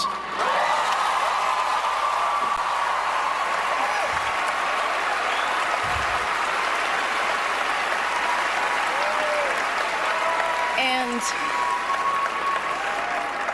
yeah, it's just really hard to know what to say and what to do right now. And I feel really hopeful in this room. And hey, you know when you don't know what to say and what to do? I got a recommendation. Sometimes it's just better to shut your mouth. Don't say nothing. Or you're an idiot person. Like, just don't say nothing if you don't know what's going on. By the way, what the heck is going on with your skirt? Why are there belts that aren't buckled? Like, this is postmodernist art, by the way. Like, why are you wearing belts that aren't buckled? And why are your socks high like that? That's fine. I don't care. Have your socks high. But the belts need to be buckled. There's a purpose to belts, or else don't have them. There is a functional purpose to belts. But postmodern art always forgets that kind of stuff, you know, because they don't believe in truth. That's how my belt. To be fair, that's how my belt looks after a Rafi kebab lunch as well. So I feel like we just need to keep fighting and speaking up and protesting, and our voices really do matter, and the people matter. And I say sorry. Yeah. So she says F ice. Here's the thing. Oh, let's keep protesting and stuff. So somebody goes and dies during those protests. Are you paying for their families and their children to be taken care of? Like, where the heck are you? Because they listen to your uneducated self. Could use harsher words there, by the way. I'm gonna pull something up, by the way. This is Billie Eilish's house that people have been putting online. Have you seen this, Tom? I think it's like a far image of it or something like that from a drone. That's the one I've seen. It's so big, you need a drone. Billie Eilish has a house. Here, according to this. Billie Eilish famously spent her early career creating music in her modest 1,200 square foot childhood home in Highland Park. It's around this area, by the way. Homeboys. Which she shared with her parents, on and so forth. As of 24-25, she reportedly purchased a private $2.3 million equestrian ranch in Glendale. Okay. This is You're an idiot person. This calls for... Okay. I'm sure she has other homes as well, but... Yeah, I think she has a $15 million mansion somewhere. Go ahead. Yeah, I saw one where she had like over $10 million. I think it was $15 million mansion somewhere. But I mean, all these people have houses like Bernie Sanders and stuff, you know? It's not a surprise. Go ahead. Thanks for the super chat, by the way, from Evelyn. Evelyn, you shared where you were from, but I don't recognize the currency. It says HUF. What's that currency? Is it Hungarian? I don't know. I don't know, but she said, finally I can catch this live. So it means she always watches the replays. Oh, that's what it is. Big Hungarian. Yeah, she's from Hungary. She's sending us super chats from Hungary, guys. Dude, honestly, I love your country. I would love to visit it. Hungary's great, predominantly because of a gentleman named Dominic Soboslai, who's plays for Liverpool. It's a great player. So thank you for the super chat. Buddha was from, right? Buddha was also from Hungary. What are you talking about, bro? Buddha was from Hungary. Don't listen to anything Tomek says, man. It's a weirdo. What's their capital in Hungary? Bro, stop. That has nothing to do with Buddha. I'm just asking questions. Let me see. Let me try to pull up actually. Basically, people are like, give it back to the Native Americans your land was on. The house is on the land. I think that might, like, one of our houses that was like previously owned by Native Americans, and Twitter was like, hey, why aren't you giving your home back to them? There was a guy that was saying that it was a British guy. He's like, oh, here he is. I found it. I was talking about him and it just came up. Look at this guy. Look, check this out. Just, again, the irrationality is what we're trying to bring out, guys. Big news, everybody. I've decided today to move into Billie. Did you guys see that? $5.4 million Malibu beachfront home. Big news, everybody. I've decided today to move into Billie Eilish's $6 million Malibu beachside mansion. She announced today at the Grammys that no human being is illegal on stolen land. No one is illegal on stolen land. So I'm going to be making the trip to America. I'm packing my bags right away, and I'm looking forward to just taking possession of her $6 million Malibu mansion. No human being is illegal. So I want to thank everybody who's believed in me on this journey. I really can't wait to move in. It's now my house. I want to thank Billie Eilish as well for her generosity. Thank you so much. Good. Big news, everybody. I've decided. Well done. Okay, well done. Again, it's such a silly version of history. Such an absolute silly version of history, right?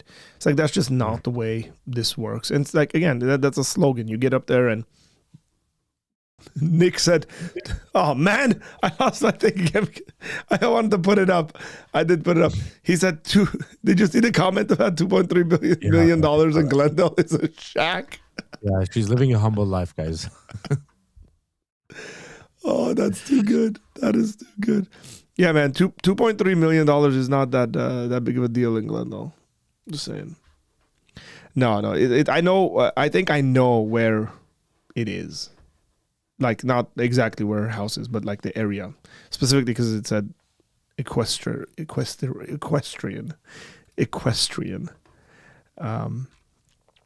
Okay. Man, we got some more stuff here. We're moving through this stuff. Food's here, by the way. Again, food's there. Dude, you're eating. I don't have food. Poor me. I'm Are you eating? taking care Are of. you eating In and Out? Yes. That's what a hamburger is all about. Dude, you're not laughing at any of my dad jokes today. What's going on with you? You're too serious today. Mr. Apologia, you're on fire.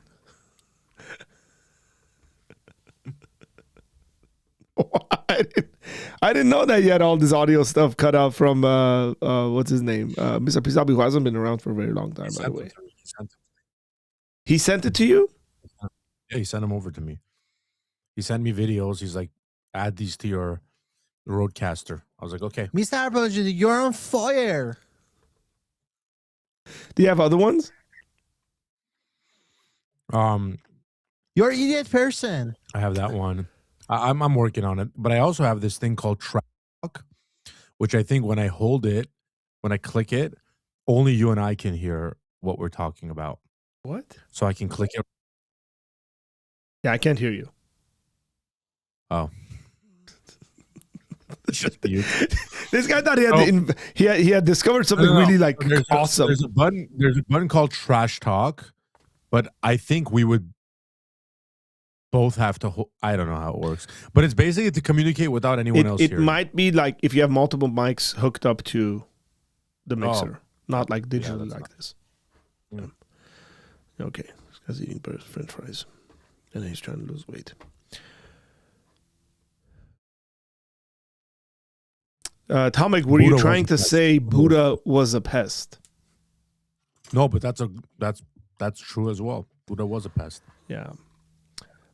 You sent me a link here that says DOJ releases final major batch of Epstein investigation files. Now, I've seen some stuff. Frankly, Tom, I'm having a hard time. I can't. I'm having a hard time trying to see what's actually real and fake. Because like then people do like AI generated photos and and all sorts of stuff. I did think there was a thing that I kind of went into the rabbit hole after. Bro, can you stop? Oh, he's not eating bread. That's good. But he's eating fries. Yeah, fries. You gotta make concessions. So there's something about Mamdani that is very interesting in there about it's some of it's like coincidence, but some of it's pretty interesting. And we'll talk about Mamdani too, because I think he just announced like major budget cuts in New York, and then people are saying the trash is not getting picked up and all that stuff. I wonder why. Neither is the ice. No, the ice. None of it.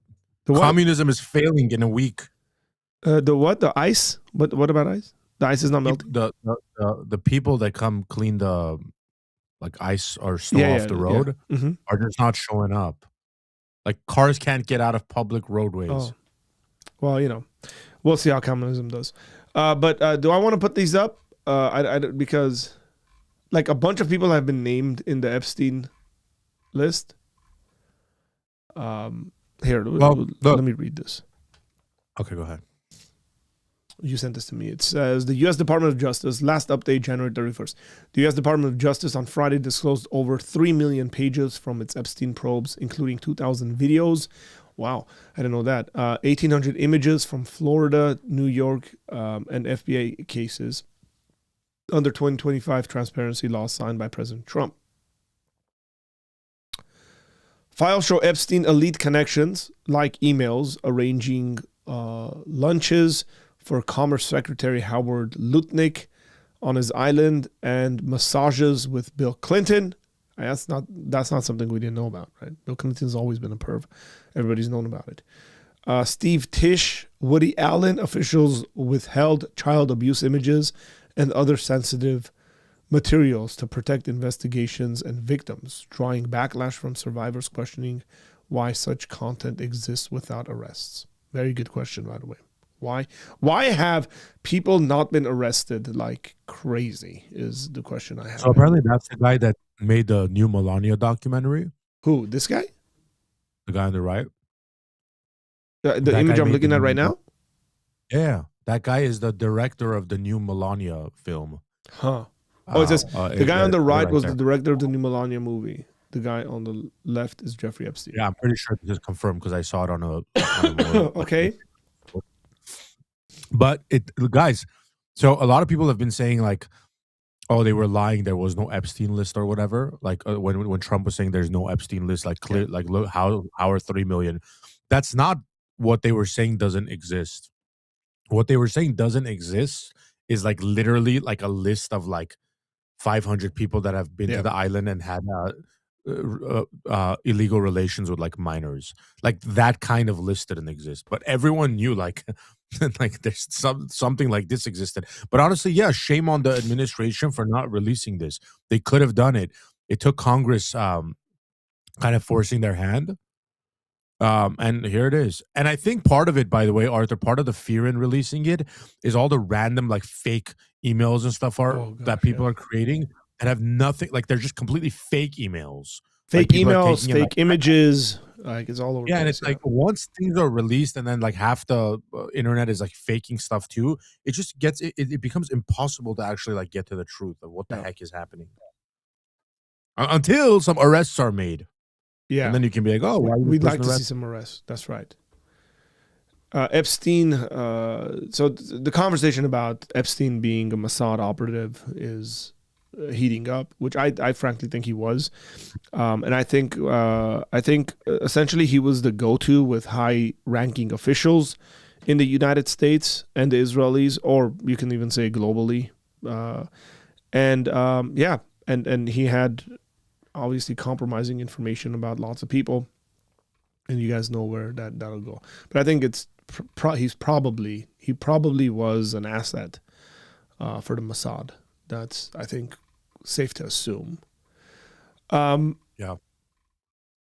So lots of stuff out there, but here's the Mamdani situation is kind of insane because there's a Mamdani's mom is mentioned in the Epstein files a bunch of times about going to these things, right? Here's the rabbit hole I went through here. That's very interesting. Because you're a Wikipedia man, brother. Because you're a Wikipedia man. Yeah, I'm a Wikipedia man. Not really. I was like, it was really cool. It just like caught my attention. I was like, this is interesting. Because I saw a post where it was some other guy named Epstein that was married to his mom. So Mamdani's dad is the second husband of Mamdani's mom, right? So Mamdani's mom. Okay, so dad Mahmoud Mamdani. Okay, Rama. Oh no, that's the wife. Sorry, where's here? Mira Nair, right? Mira Nair. So Mira Nair was married to Mitch Epstein. And I was like, oh, I wonder if Mitch Epstein is related to Epstein, right? Or it's just a weird coincidence. And so I looked him up, and he's not related, but he knew Epstein. I think they went to school together or something like that. There's some kind of a connection there. And this guy's a photographer, by the way, Mitchell Epstein. He's an American photographer, author. Books include, so on and so forth. And I think he's taken and she's a film director or something. So she did some documentaries on some folks and stuff, which I guess she was involved in these Epstein parties or gatherings or something like that.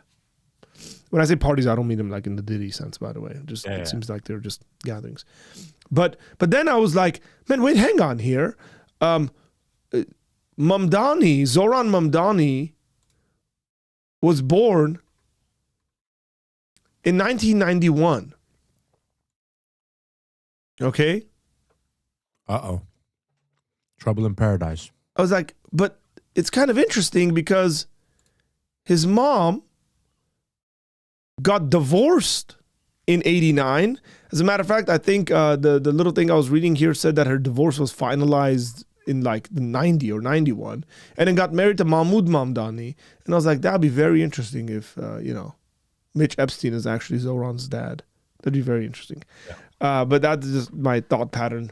I was like, well, that's a quick turnaround for divorce and marriage. Or she cheated. Yeah, so with that's the Mahmoud only in stuff I can think about, Tom. 1990.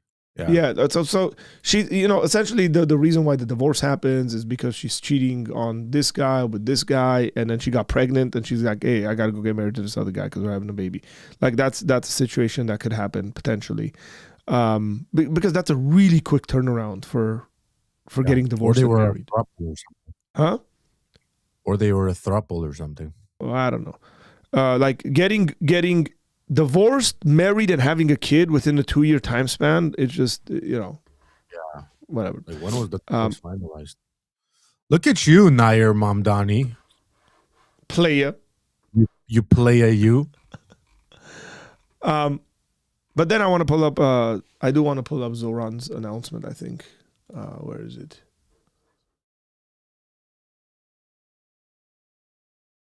I feel like I'm Candace Owens.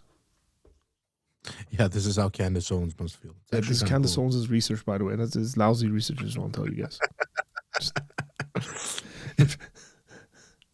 Sources tell me. Wikipedia, some random guy on Wikipedia. I got a random email from someone. Here's the New York. Here's the man. Here he is. He's working. Shh.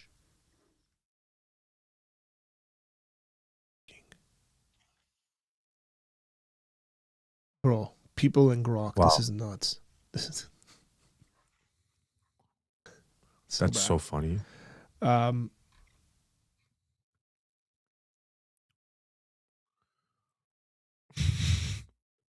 congratulations, bro. Where's the video of him announcing the cuts? I think this might be it. Let's see. Let's check this out. Tropical people. Okay. Good morning, everyone. Good morning. I want to begin with just a few words about the winter weather that continues to linger across our city. It's cold. First, city workers continue their remarkable efforts to lift millions of tons of snow off of city streets. DSNY workers have worked relentlessly to melt over 122 million pounds of snow and to lay more than 209 pounds of salt. 209 million pounds of salt across New York. As of 8 a.m. this morning, workers have cleared 44,646 crosswalks, 16,532 bus stops, and 9,764 fire hydrants. A severe cold front continues to bear down on our city. Today is our 11th consecutive day of below freezing weather, and we could very well be in the middle of the longest period of consecutive sub-32 degree weather in our city's entire history. Without temperatures rising... Man, communist guy gets elected to be mayor of New York and brings in the Russian winter. Above freezing, snow has hardened into blocks of ice. But the greatest danger posed by this sustained cold is to vulnerable New Yorkers who remain exposed to the elements. As of this morning, 16 of our fellow New Yorkers have passed away outside during this brutal stretch of cold. In 13 of these cases, preliminary findings indicate that hypothermia played a role, and 3 of these deaths appear to be overdose deaths. We await final results from the medical examiner's office and will inform New Yorkers as we learn more. Each of these lives lost is a tragedy. My heart was with the family of those mourning their loved ones. We are continuing to do everything in our power to get every New Yorker into a shelter where they will be warm. The cold is showing no signs of stopping, so neither will this city's efforts. From information available now, it appears that none of the individuals who have died outside were living in homeless encampments at the time of their death. New York remains in a code blue. If you see someone in need, please call 311. Outreach workers and first responders from the NYPD and FDNY will respond and get those New Yorkers the help that they need. Our outreach workers have only intensified their work to get homeless New Yorkers into shelter. We continue to operate warming sites and warming vehicles across the 5 boroughs. We have expanded shelter capacity, relaxed intake rules, and are working with our partners across the city to increase outreach. As of this morning, we have made more than 930 placements to shelters and safe havens. We have also involuntarily transported 18 New Yorkers who were determined to be a danger to themselves or to others. We have expanded our mobile warming units to a fleet of 20, which are moving throughout the city, equipped with clinical staff to treat New Yorkers' needs and get them off the street. If you are hearing me speak right now and you are not sure if you will be looked after, please let me make myself clear. Every single person will be cared for. No one will be turned away. As part of that commitment, we have added 50 new single-room shelter units for those who are uncomfortable with other forms of shelter, because we want every New Yorker to know that shelter is there if they need it. Hey, I gotta give props, by the way, this weekend, while city government will not... I gotta give big props to him. These 2 gentlemen right here, this guy and this guy, are absolutely freezing just from their reactions. For sure. This guy is cold as ice, man. He's not even flinching. He's reading. Props, Zoran. Must be the communist blood in your veins. Rest in this work. We ask New Yorkers to do their part as well. Please check in on your neighbors, especially more vulnerable New Yorkers like those with disabilities, older adults, and those who lack reliable access to heat. We will get through this cold, and we will get through it together by looking out for one another and by caring for one another. Now, it's the warmth of collectivism that he was talking about that's very important in this moment. Yeah. Remarks. On January 1st, 1990, 36 years, 1 month, and 1 day ago, David Dinkins was sworn in as the first black mayor of our incredible city. As he delivered his inaugural address that day, he laid out a vision for all of us. We will never be mean-spirited, and we must never lose sight of our dreams. We are together today to not only pay homage to the legacy of a great... New York metro travelers are some of the meanest people I've ever met in my life in all my travels. No joke. Yeah. I mean, that's just nuts. Like, people sitting next to each other, like, nobody looks at each other, nobody smiles, you bump into people, nobody says sorry. I guess that was important in 1990. It's still important. That sucks, though. People died and stuff. Bless you. Thank you.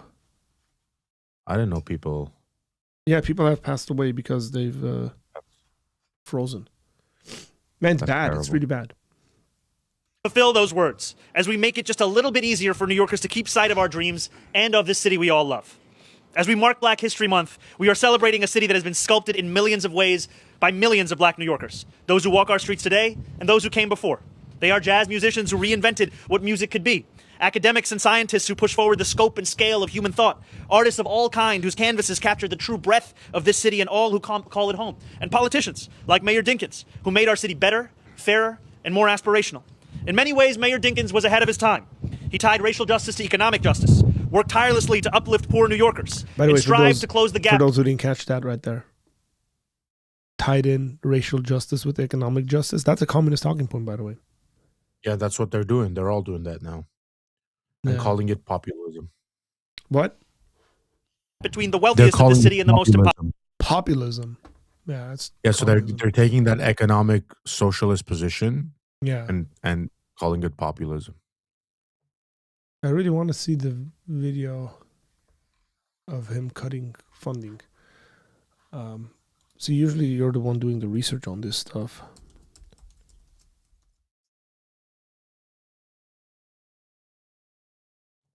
What's he cutting funding to? That's what I want to pull up. Let me see.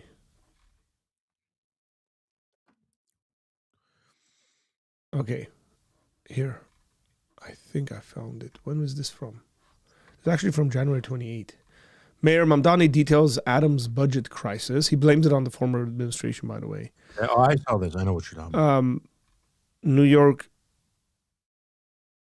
Today, Zoran Mamdani outlined the Adams' budget crisis, a fiscal emergency driven by years of staggering mismanagement under the former mayor, Eric Adams, that left New York facing a $12 billion budget shortfall over fiscal years 26 to 27. And then the thing is that this is going to be his way of not giving any of the free stuff he promised. It's not like he didn't know this stuff, right? Like, campaigning, you should know what's going on financially in the city. Speaking at a press conference, Mamdani said that the crisis stemmed from a pattern of under-budgeting. And they're raising taxes because of this situation. Essential services that New Yorkers rely on every day, including rental assistance, shelter operations. Like, notice everything that he's mentioning here has to do with government taking care of people. For example, Adams budgeted $860 million for cash assistance in fiscal 2026, even though current projections put the cost at near $1.7 billion. That's a way different of a budget, by the way. That's nowhere even close. That's crazy. And to be honest, I don't care. They get what they deserve. Now they're gonna have to raise taxes. Yeah. Congratulations, New York. Yeah. Well done. Well played. Now, it's not like we sit in a place where we can actually talk about this stuff, considering that we live in California.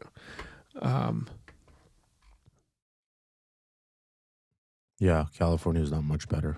MAGA is populist as well. Who said that? By the way, yesterday we came up with a new use of the term MAGA. Yeah, that's right. We're all MAGA now. We're all MAGA. Arthur's Everybody's MAGA. MAGA. You guys are all MAGA. I'm MAGA. Everybody's MAGA. Why is that, Tom? Because we at this channel want to make apologetics great again. Come on, man, give me an applause or something. I'm so disappointed in you with this. Sorry, I wasn't paying attention. He's serious about it, by the way. Yeah. I don't know I don't have as good of a thing. You've been working. Make apologetics great again.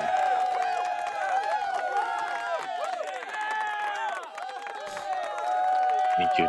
Thank you.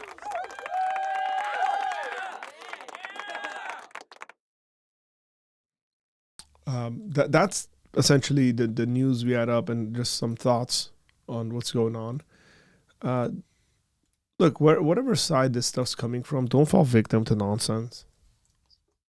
Right? But it seems like the nonsense comes a lot more from the left.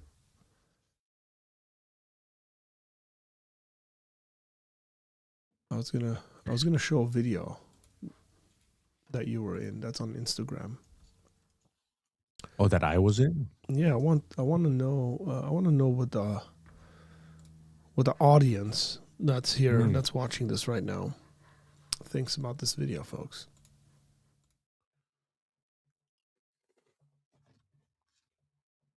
I'm in it too.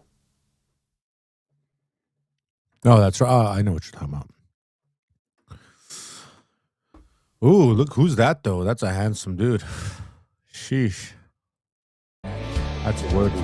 The most influential people in my life. You know what? I'm going to go recent times. It's going to be our leadership team here at Anchor. Philip Anthony Mitchell. John MacArthur. Dallas Willard. N.T. Wright. John MacArthur. Jack Hakimin, the Black Armenian. My discipler, woman in theology. Ani Kasabian. Laura Armenian was my inspiration. Arthur Asadurian. Someone who discipled me, her name was Brianna. Kevin Casper. Edward Arestan. Raya. Me. I gotta admit, I agree with that last guy. That was a Snoop Dogg moment right there. Hey, listen, we all got shout outs. You got a person. hold Donald. Wait, what? Ani Kasabian. I said we all got a couple shout outs. You got a shout out. I got a shout out. Ani Kasabian. I got a shout out. Someone said me. Who said you? It just happened to be me. I said me. That still counts. That doesn't count. What do you guys think, guys? Do you guys think it counts for Tom thinking that his inspiration is himself? I think that counts. I think that's fair. So what has Tom learned from himself?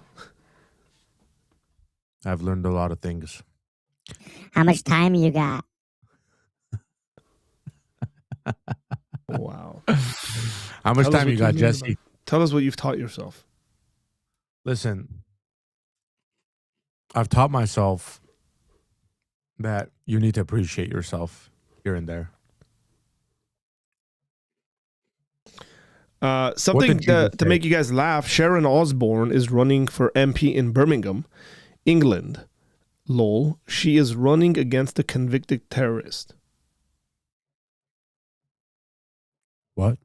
Who's the convicted terrorist? Oh gosh.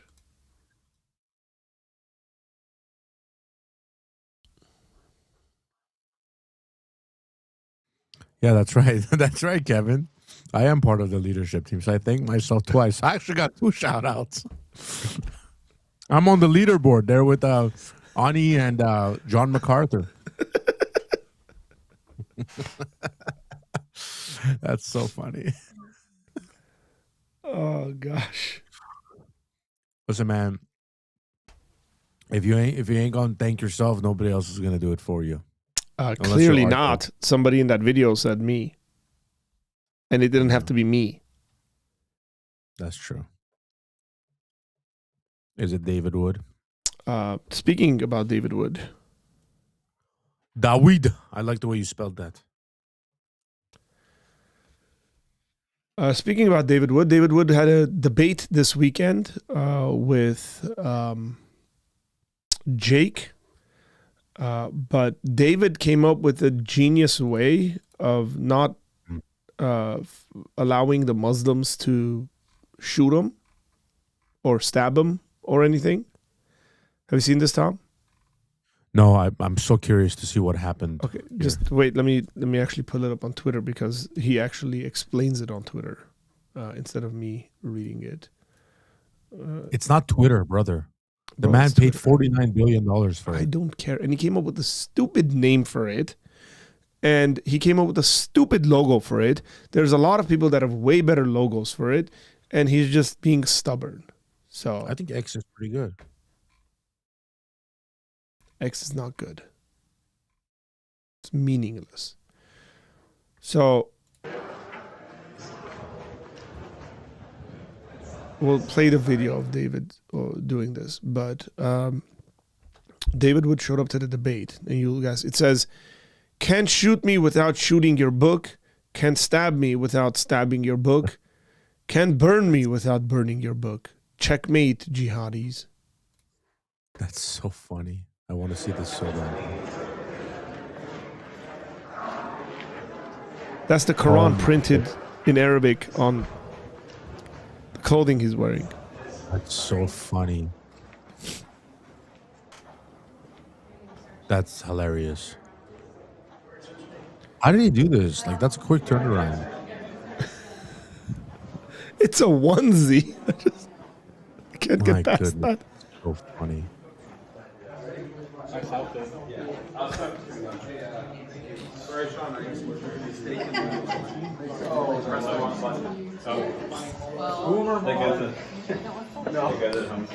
Oh, he's not having none of it. No, he's not. He didn't shake his head.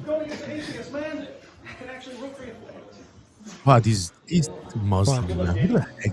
I'm on his side now. What you get? Who did this? Malik did this.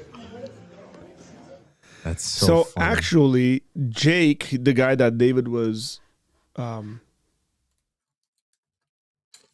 debating, Jake was trying to play peacemaker because Malik came on, and there's a video of that guy talking. Just want to show you guys the level of discourse on this subject, okay? There's a part 1 and a part 2 to these videos. They're 5 minutes and 6 minutes each, okay? And so this was they did this on Twitter, and it was recorded and put on. It's gone through some sources because sorry, not Twitter. It was done on TikTok, and I think it was taken down, but there was a screen recording and all that. So this is that Malik guy. This is that Malik guy with this hoodie. He lives in California. This is Jake. He's trying to play peacemaker because he's trying to play peacemaker. He's like, David, just stop tearing up the Quran, stop burning the Quran, stop doing all that stuff. And he's telling this guy, stop doxing people. He's actually trying to play peacemaker.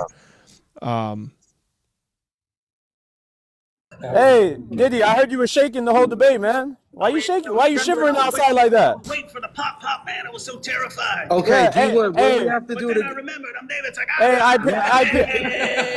had the power of the pop. Hey, Mike Jones, why you sitting there holding on to his shoulder like that, bro? Why you hugging his shoulder with your head, man? You know how depth perception works? You know how depth perception works? Come on, man. Why you going red in the face, IP? I'm over the camera. I'm not next to you even right now. Why you? Come on, man. Very gay. TikTok, bro. Always got to talk about my face and everything. It's weird. It's creepy, man. I'm married. My live it, bro. TikTok. All right. So what do we got? D-Wood, hold up. Diddy, what's the business? I'm face to face right now, man. Come on. What's up? When are we gonna stop ripping the Quran and eating it and burning it? Hey, he can do as he likes, bro. It's all good. But we can. I don't know. I don't think Mike does. Come back. I got clean language, bro. First, I have to finish completely destroying Malik as a warning to any future. Hey, Diddy, you ain't destroying nothing. Hey, Diddy, move house first. Move house before you do that, yeah? Then we're all good. Yeah, that's what it said. That's so. Hey, Diddy, keep scamming your fans. Keep scamming your fans for money. Why are you talking to Jake? Talk to me. Look me in the eye. Stop being a We're coward. gonna have to come to some agreement. Hey, listen, nobody's gonna save you, David. David, nobody's gonna save you. David, nobody's gonna save you. David, nobody's gonna save you, man. Does this look like a guy that actually is interested in any of these things to you, Tom? I don't even think like this guy cares about his Islam. He looks like he just wanted to be part of the black friend group at his high school, and they never actually accepted him into it. So now he just has to talk with the slang and stuff like that. Malik has a potty mouth. Yes, he does. He does have a potty mouth. Is that that's Malik? That's Malik. Brother. Malik, you're the least intimidating human I've ever seen in my life. Armed security. I got a bigger crowd than you get on your live streams, man. Yeah. Hey, there's 300 people in here because of me, David. Oh yeah. Hey, why don't you stop? Hey, why don't you stop buying subscribers on your YouTube so we can actually see how many fans you really got? Subscribers? Hey, now you got look at this Turkish guy behind you too. Hey, AP, come to the front of the camera, bro. Don't be scared. Come to the front. Come over here. Come to the front. Hey, what happened to our rap battle, man? Are you gonna do a rap battle with me? Hey, I don't do that. What'd you say? Why did he say Turkish? I don't know. Maybe he doesn't like Turks. That's weird. I don't do that show business. I don't do that show business, bro. Hey, AP, listen. If you a man, bro, if you and David a man, come to California. Just both of y'all come. I'm kissing y'all to your face. You said you were coming. Come to Cali. Yeah, just come to Cali. Come to Cali. We're busy. Come to Cali. They want to have to face a real man. Just come to Cali. You three. Hey, listen. You three. Hey, David, you can't tell me to pull up and then. IP, was that boring today though? At least was that boring? Yo, David. Hey, hold on, Jake. Hey, David, you can't bring armed security and say pull up. Malik said you were boring. David, you can't bring armed security and say show up, bro. Hey, man, who you snitching on? Hey, David, aren't you 50? Malik, stop snitching, David, man. aren't you 50 with a bunch of debt? What's going on with that, bro? Stop snitching on anybody, man. Yeah? Snitch. Hey, David, how's your wife doing? She good? Oh, she's great, man. Yeah, she good? Oh, yeah. Yeah? Yeah. What's her name, Maria? Marie? Yeah. She's good? You left her in good arms? Whoa, how did you know that? Whoa, look at this. You left her with Giant Dog? You left her with Giant Doc at the crib, hey? Hey, he's over here laughing. I'm gonna go grab a Karat. Oh. No, you're not. Yeah, no, you're not. Go grab it. Hey, David. No, you're not. Look what you did, Malik. No, he's not. Hey. Hey. I ain't. Hey, I want to tell bro. Hey, speak. Hold the camera. Hold the camera. Run it up. Right now. Not on my watch. Why he's scared? He's going upstairs, bro. Hey, David, if you a man, come do it in front of Jake. I don't know who that guy is. I'm speaking right now. Come do it. See how you eggs him up? David, run. Hey, David, run. Hey, where's IP? Hey, it's gone from me, bro. Hey, 100. Hey, y'all better really call the police. Don't play that shit. I'm gonna keep it real. So sorry. Hey, play that shit. Ain't nobody. Hey, Annoying voice. My goodness. How old is this guy, by the way? Just hilarious to me. I mean, I don't even want to watch the rest, but it's like he just repeats himself. His vocabulary is not that large. Doctor, but he was supposed to become a doctor. Must be a smart guy. Malik. Rapper.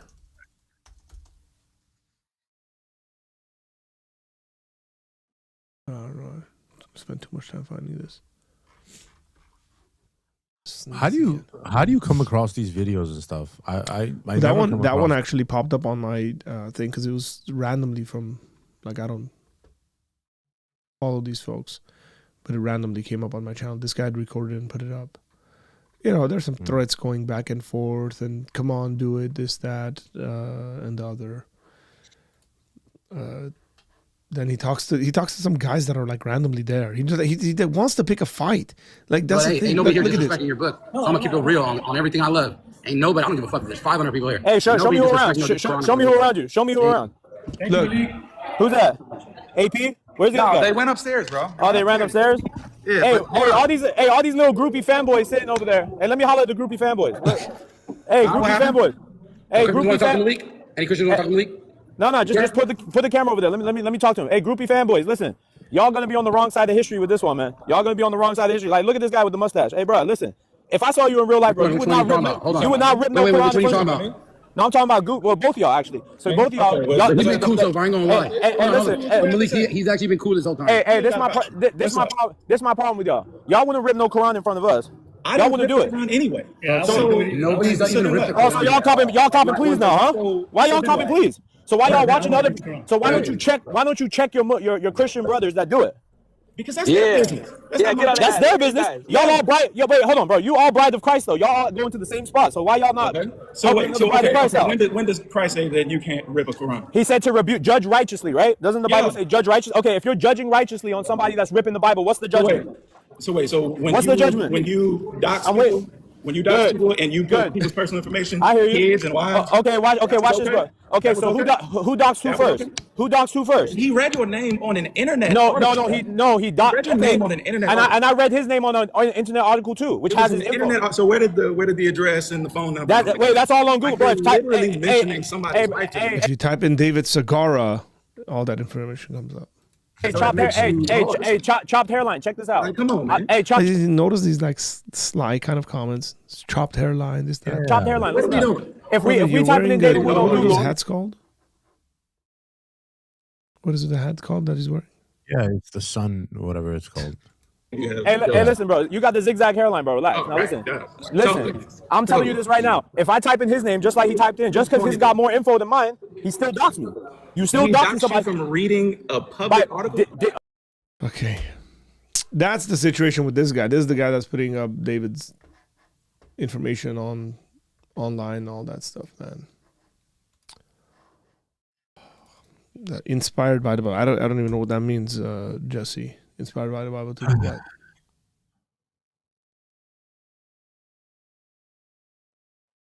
Inspired by the Bible to do what?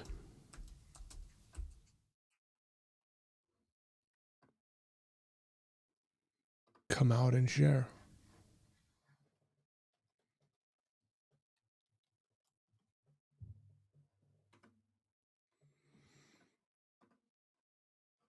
These people are nuts, man.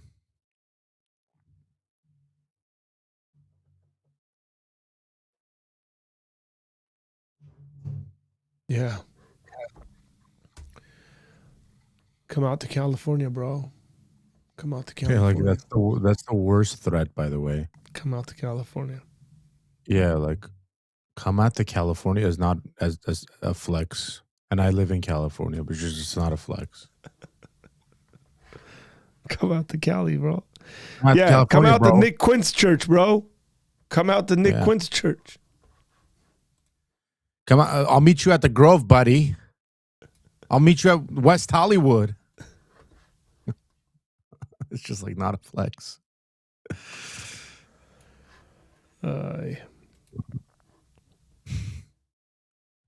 Added to Nick's remarks about the Quran. The Quran is such a stupid book. Hey, Jesse, have you read the Quran? He said the Quran was inspired by the Bible. This guy, bro. Who said Jesse. that? Jesse, don't say dumb things. You know better. You're smarter than that. Don't say dumb things. Oh, I thought that was another Jesse. Don't say dumb things.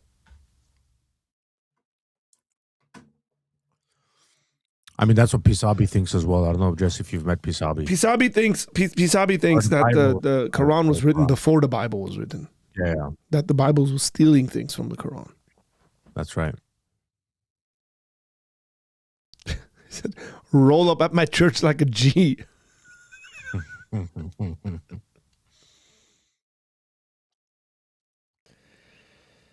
Lord have mercy. So do you think if like David Wood were to actually like somehow come into contact with this Malik guy, that this Malik guy would like try to do anything to him? I don't know. He constantly claims Pyru blood. He's constantly claiming like Pyru this, Pyru that. So it's like a secondary Islamic dilemma here, right? Do you see it? What's the dilemma? Wow. I think I created a new thing. You can run with this. But if he cares about the Quran, he would stop bothering David Wood. right? Like he would stop actually bothering David Wood because David Wood's burning the Quran. I'm gonna laugh right? at you, by the way. Go ahead. Go ahead. Finish it. Oh, Finish no. your thought. Finish your You're gonna thought. forget. I don't want to say. Finish your thought. I want you to But finish your thought. If he sees David Wood and he doesn't attack him, that also means he doesn't care about the Quran. You take that in a different direction. Okay, say that again. It's kind of a dilemma here, right?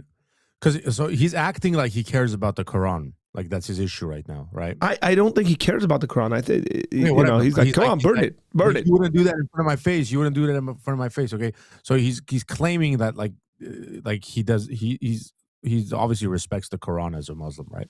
Yeah. Whatever. But if he cared about the Quran, he would stop harassing David Wood because David Wood's burning the Quran. So that's part of the dilemma. Yes. But if he sees David Wood and he doesn't attack David Wood, that also he doesn't means care. he doesn't care about the Quran. So he's got to But do if he something does about attack it. David Wood, I don't know. Yeah. Listen, you can perfect this, but there's something there. It's not as good. It's not as good as the original one, but there's definitely something there. Something is there. Something. Oh, man. If I thought about this off camera, I would have come up with a way better thing. But yeah. So Jesse says, I have read parts of and pieces of it, not entirely. The Quran references the Torah and the Gospels. Okay, bro. Just to say that it's inspired by the Bible and it's the same kind of literature as the Bible just tells me that you don't know anything on the matter. Yeah. It's almost like a dilemma, Jesse. It's like you... I don't know. I don't know where that guy Malik lives. And David needs to hire Holy Heat Security. Hey, Holy Heat Security can come down to California. David can come down to California. If our brother was in his room making threats like this, I would take it very seriously. But if Malik is interested, he can come out here to Glendale, California. We'll take him out to some good kebab spot and feed him some good food and sit down and talk with him. In Glendale with all the Armenians. Yeah.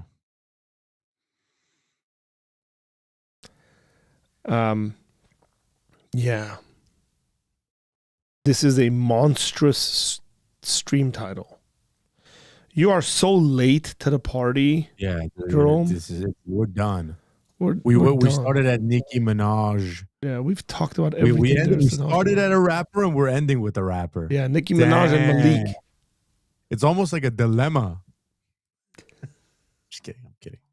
No, I'm pushing that dilemma thing. But honestly, I had something there. And if you were a good friend, you would have helped me. Well, I'm trying to see where the dilemma is. If he does hurt him, then he cares about it. Like there's no dilemma there. No, he doesn't care about it because he still did not stop mocking him. So in all scenarios, he doesn't care about it. What do you mean he doesn't start mocking him? So if he does hurt him, if he attacks him, right? And he's lying about caring about the Quran. That being the reason is that attacking him. Because if he cared about the Quran, he would have not, been harassing David Wood to begin with. Because harassing.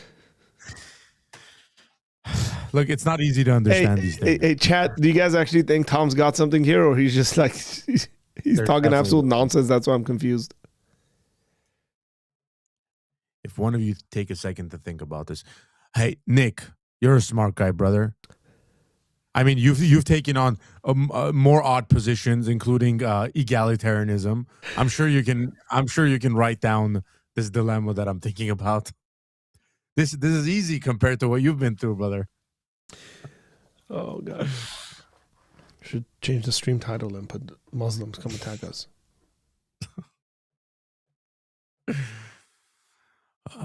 Guys, I had basically six double doubles without the bread. You did not? Yeah. How many patties did you eat? 6. Brother, you can't lose weight like that. Yeah, but it's iron, brother. It's iron. What? Mom thinks that newborns are 1 years old. That's also a dilemma. They can't be 1 year old. Jerome, they would either need to be 1 year old or 0 years old. So Words are hard for Tom. Be gentle. Wow. Like the meanest thing he said to you. Just because you guys don't understand. Evelyn said, I think I'm getting it, but it's almost midnight, so I'm not so sure anymore. Evelyn, the reason why you think it's reasonable is because it's midnight. If it was during the day, you would understand that there's nothing in there. I don't know, Evelyn. Rewatch this in the morning. It'll make more sense. It'd be worse. It would be absolutely worse. Oh. By the way, the debate is up. I want to point you guys to the. If it's ridiculous reading, is that the Quran tells the people of the book. Huh? How did he do in the debate, David Wood? So I as you can tell, I'm 30 minutes into the debate. Okay. This gentleman Jake on Twitter posted and said, David got demolished. He has to rethink the Islamic dilemma. A couple of Christians came up to me and said that I won the debate. And somehow I guess that concludes, therefore he won the debate. I don't know. But yeah. Most of the time I'm right, Evelyn. Most of the time I'm right when it comes to that stuff. What'd you say? I don't even get why Christians are. I don't understand why Christians are debating Muslims. Like, are Muslims actually being? And I'm talking about like these formal debates. I'm not saying like responding to like stuff online, but like it's so irrelevant because I really don't think there are any. I don't think there are many people, converting to Islam because they're convinced by like the Islamic arguments or whatever. The places they are converting, it seems like, it's like more like cultural changes, like the UK and stuff like that, where a bunch of them come in and somehow, these people, or it's like prisons. I heard prisons have a really high conversion rate, and I would probably be convinced of Mormonism way before being convinced of like Islam. Why? And that's saying a lot, by the way. Because I just feel like I don't know, man. Like my study of Islam is I've read the Quran, but not like in a very like deep way to like research it or whatever. But also I've never ever seen like a convincing argument from any Muslim I've ever watched or read an article anything in my entire life. Like there's never been anything that's been like remotely convincing to me. Like I've listened to atheist podcasts, right? And I've been like, man, I could see a world where I could be like, that's maybe possible. Yeah. Like I could see multiple times in my life where I'd be like, that's good enough point where I might go dabble. But like it's such an unconvincing thing. I feel like you just get yourself into these beefs because like what they really want to do is exercise authority, like violence over you. So you get yourself into these situations where like you give them excuse to be violent because they don't have the ability to actually have discourse. And the ones that do just suck at it, in my opinion. I don't know. That's just my opinion. Maybe I'll be proven wrong because somebody will be like, no, there's this one guy that's amazing. I don't know. Yeah, it depends on the subject that the debate's about. Because it could be that Christians have a misunderstanding of, I don't know, some Islamic teaching or something like that, and then they'll be able to actually win a debate like that. But yeah, I mean, when it comes to actually producing material that proves Christianity to be false and Islam to be true, there's way too much conspiratorial kind of hoops they got to jump through. Yeah, it just doesn't work. I don't know, man. I pray for these. Hey, listen, these are people on the front lines, defending our faith. I respect them. I pray for them. Whatever we can do to help David Wood or anyone, I'm sure they have a lot of friends and a lot of people. But outside of financially, us Armenians especially, we got your back. But at the same time, it's like I always think to myself, like if I were to put myself in a situation where, my family's life would be in risk, my my community or whatever, or my life, it would be for something that like is actually a threat to my what do you call it? Existence. My existence in a certain way, or at least my intellectual whatever beliefs. Like I would maybe in the UK this makes more sense, but I feel like in the UK it's double whammy because the government comes at you too.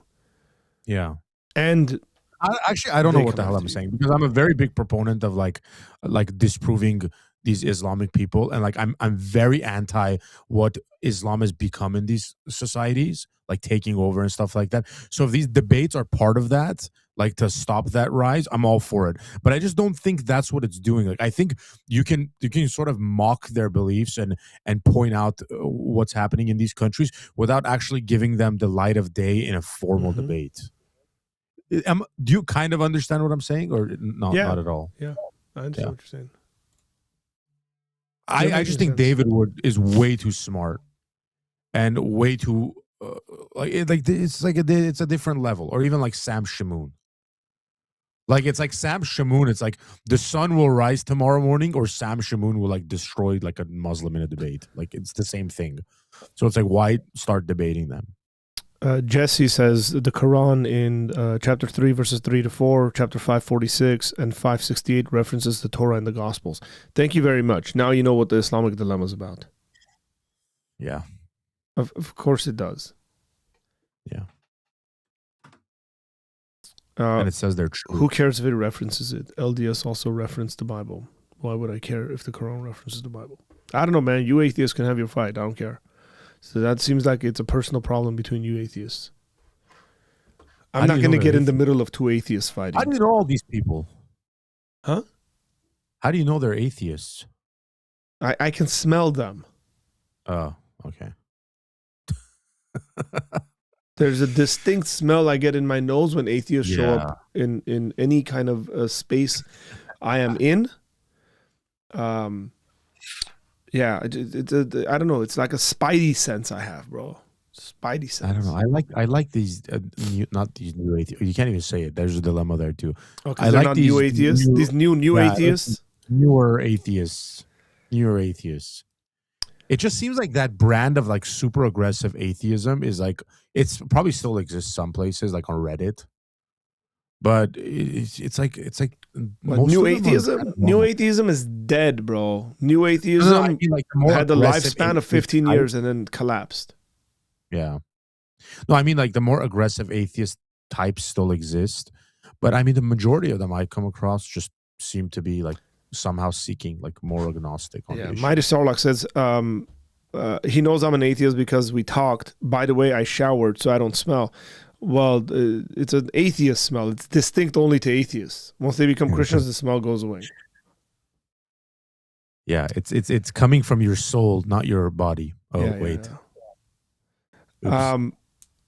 Jesse says I got invited to your channel by Brother Jerome. I know you guys. I know. I have a pretty decent memory, at least on these things. I specifically try to remember all the atheists that are in my channel. Your brother Jerome. Wow. Yeah, because he is my brother.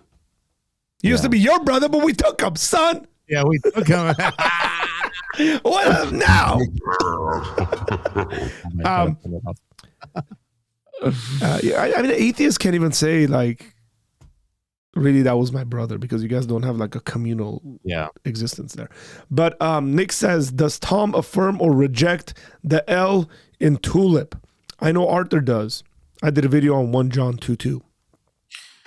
Arthur doesn't even believe tulips exist. The actual tulip. Tulips are my favorite flowers. Like flower. Tom, if you're ever going to get me flowers, get me tulips. Wow. I love tulips. I wish tulips were the kind of flowers you can constantly plant. Sorry, you can plant and they can constantly produce flowers, but they're not. You plant them, they grow, and then they don't reproduce. But I love tulips. They're my favorite flowers. They are beautiful, especially Trader Joe's has some fire tulips. So next time you come over, I expect you to bring me some tulips. I will. I'll bring you tulips and the doctrines of grace. I know those. Just bring me the tulips.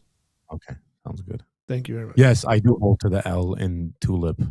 He does. I hold to every single one of them. Yeah, he holds to all of them, but he holds so to them like softly. Them. He holds them softly. I hold to the S in tulips. What's the S? I actually added one after. What the is P. it? What is what? The S? Yeah, that you added. The S is sanctification in the process. I thought you were going to say something funny. Dude, I don't want to be offensive here anymore. I've been looking back at some of my videos here, and I'm like, man, some of the things I say are super Excellent sense. Run me through tulip again. Forgot what some of the points are. Total depravity, unconditional election, limited atonement, irresistible grace, and perseverance of the saints. Sovereignty. Those are the 5. And the new one I added. As for sovereignty would be great. Sovereignty would be great. Oh, yeah, you're 7-point Calvinist. Yeah. More Calvinist than Calvin. Jerome says, can you help me locate the atheist deodorant? Thanks in advance. Jerome, you no longer have that smell. It's gone away. Yeah. You can't use any deodorant outside of coming to the truth. Smell. You have a beautiful smell now. It's an aroma. Mm-hmm. Beautiful aroma. You smell like a tulip. Hopefully one day you smell like a tulip. Oh, man. That's good. That's good, Tom, honestly. Where's the applause button? Yeah, whatever.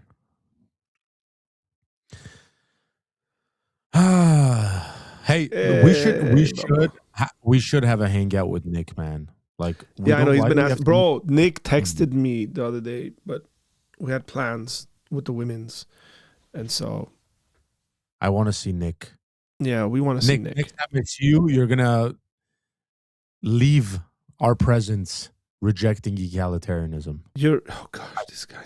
I found the thing. I found the thing. Or Tomic's gonna leave saying my world has shattered. I'm an egalitarian now. Maybe, next time Nick comes over, you're cooking barbecue. You're buying the meat. You're doing it on the Simple Grill. Yeah, that's fine. Yeah, I'm not cooking. I shouldn't say that because I'm gonna end up cooking anyways. You just plan not to be sick for a week. I'm not sick. I don't know what this is. Just these symptoms, all these symptoms of sickness. For that to happen, Corey Minor would have to stop. Is Corey? No, that's Corey. Oh, Corey, that's different. Corey. But hopefully not like a rose. Apparently roses don't actually smell nice. What? Roses smell excellent. I love roses. The egalitarian dilemma. Do you listen to your wife or do you not listen to your wife? That's the egalitarian dilemma. Look, here's the egalitarian dilemma. Do you listen to your wife when she tells you egalitarianism is false? Wow, that's good. See, that's actually a dilemma, Tom. Not 80,000 words and we don't know what the mess is. Yeah, look. Right. It's a catch-22, bro. You listen to her, you don't listen to her. What do you do? Tom listens to his wife all the time, so he must be an egalitarian. It's the COVID. Ooh, I found the dilemma. I found it. What dilemma? With the David Wood situation. Okay, go ahead. I'm going to say it the way you said it. Say it. Do you harass David Wood in order to stop the burning of Qurans? That is a dilemma. Because if you harass him, there's a potential he burns more. That's the whole point. You're letting him burn the Quran. But that's why David's doing it. Yeah, but I'm saying, did he say it's a dilemma? No. No, but David's doing the opposite because David is assuming that he's gonna stop, like, right? But I'm saying it's a dilemma for the rapper guy because if he harasses David Wood, right? David Wood burns more Qurans. But if he stops harassing David Wood, he's just allowing the burning of Qurans. No, David will stop if he stops harassing him. Excellence says, Super Grill, please explain. Before you destroy my dilemma, brother. Let it be a dilemma for 5 minutes. Not. Hey, I think he misheard me. I said Simple Grill, and he heard me say Super Grill. He's like, please explain. I'm a non-Caribbean Brit. Barbecue is not my forte. Yeah. It's just it's a grill. It's a beautiful grill. It's probably is the website simplegrill.com? Yeah, probably the most beautiful grill ever made. Go check it out. It might be the greatest. Yeah. I sang Bed of Roses to my wife. She laughed not because of my singing, but she said I was too tight to buy that many roses. She called you cheap. I'm dead. So as a Calvinist, do you believe a believer can lose their faith and salvation? Okay, let's go over the tulip again, okay, for my atheist friends there. Okay, go ahead, Tom. T, total depravity. Total depravity. U, unconditional election. Limited atonement. Limited atonement. Irresistible grace. And wait for it. Perseverance of the saints. So the fifth point of Calvinism and the tulip is that people cannot lose their salvation. Yeah. Jesse. Nick says, I'm actually conflicted about talking egalitarianism with y'all. Not because I don't have convictions, but it has some immense implications, but that's for a different time. I know exactly what you're saying, by the way. Tom might have not understood what you're saying, but I know exactly what you're saying. This is a Jesse from Hungary? No, this is Nick saying this. Oh, I don't know what he's saying. How do you think David Wood did against Jake? I have just seen the part of the video I've seen is David Wood's opening remarks, and I'm watching Jake's opening remarks. So I don't know how David Wood did in the debate.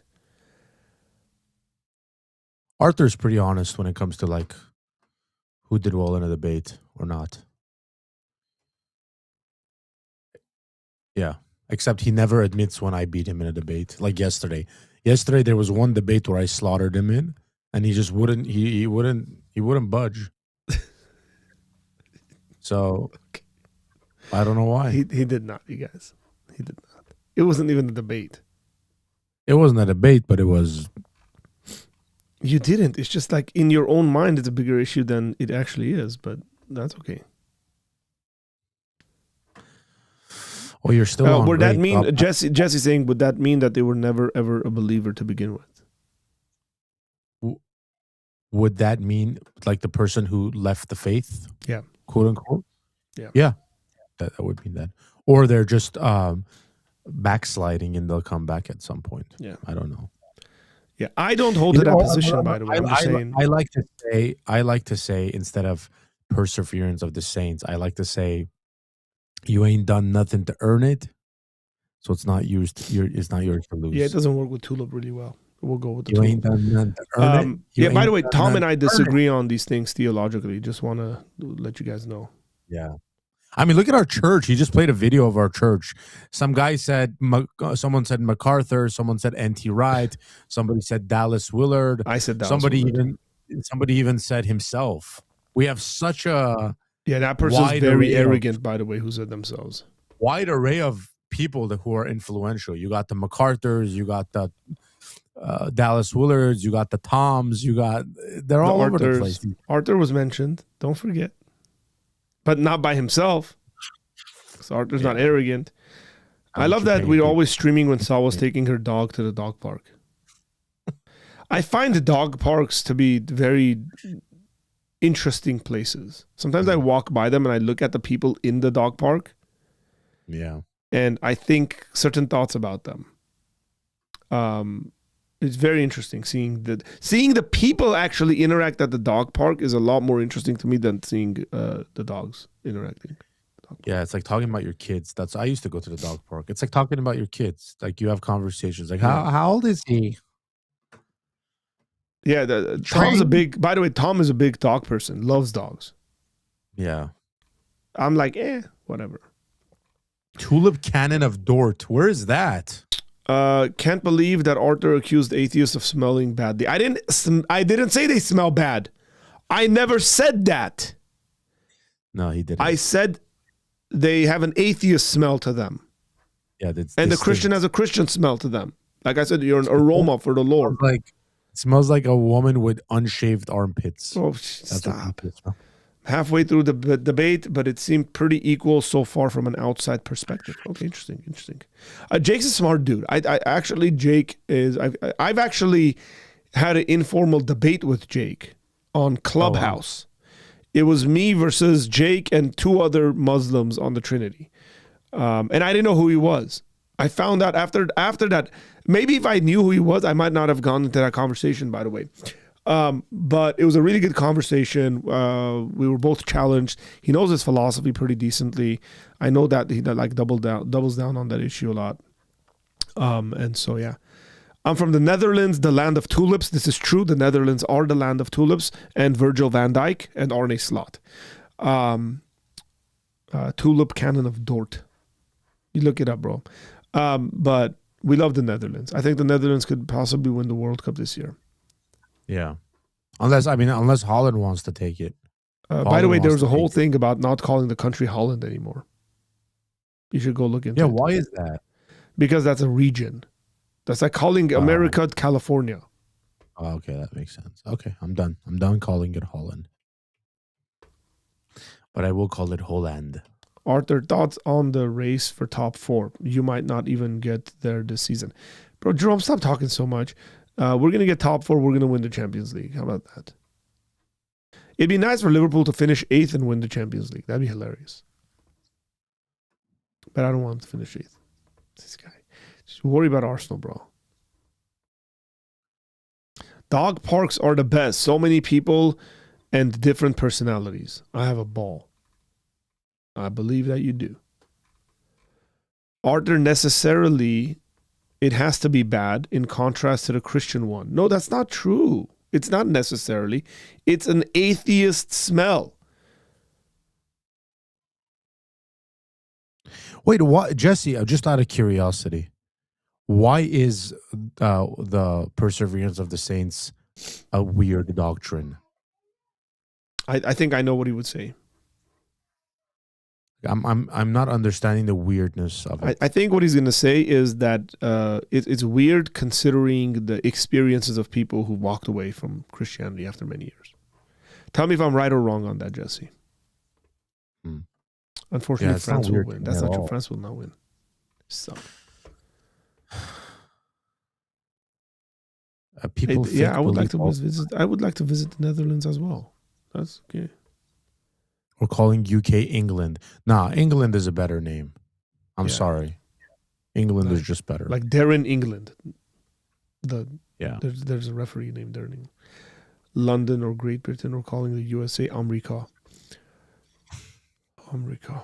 Yeah, we don't care about America. That's fine. You can call it America. You can call it America. But you can't call it America. The States. My favorite one is the States. That's what I like to say. I'm from the States. The US of A. Yeah. I like when I go to Europe and they say, I'm from the States. I'm going to pull this up because I thought this was funny. Somebody sent this to me yesterday. Let me open up the Instagrams, the grams.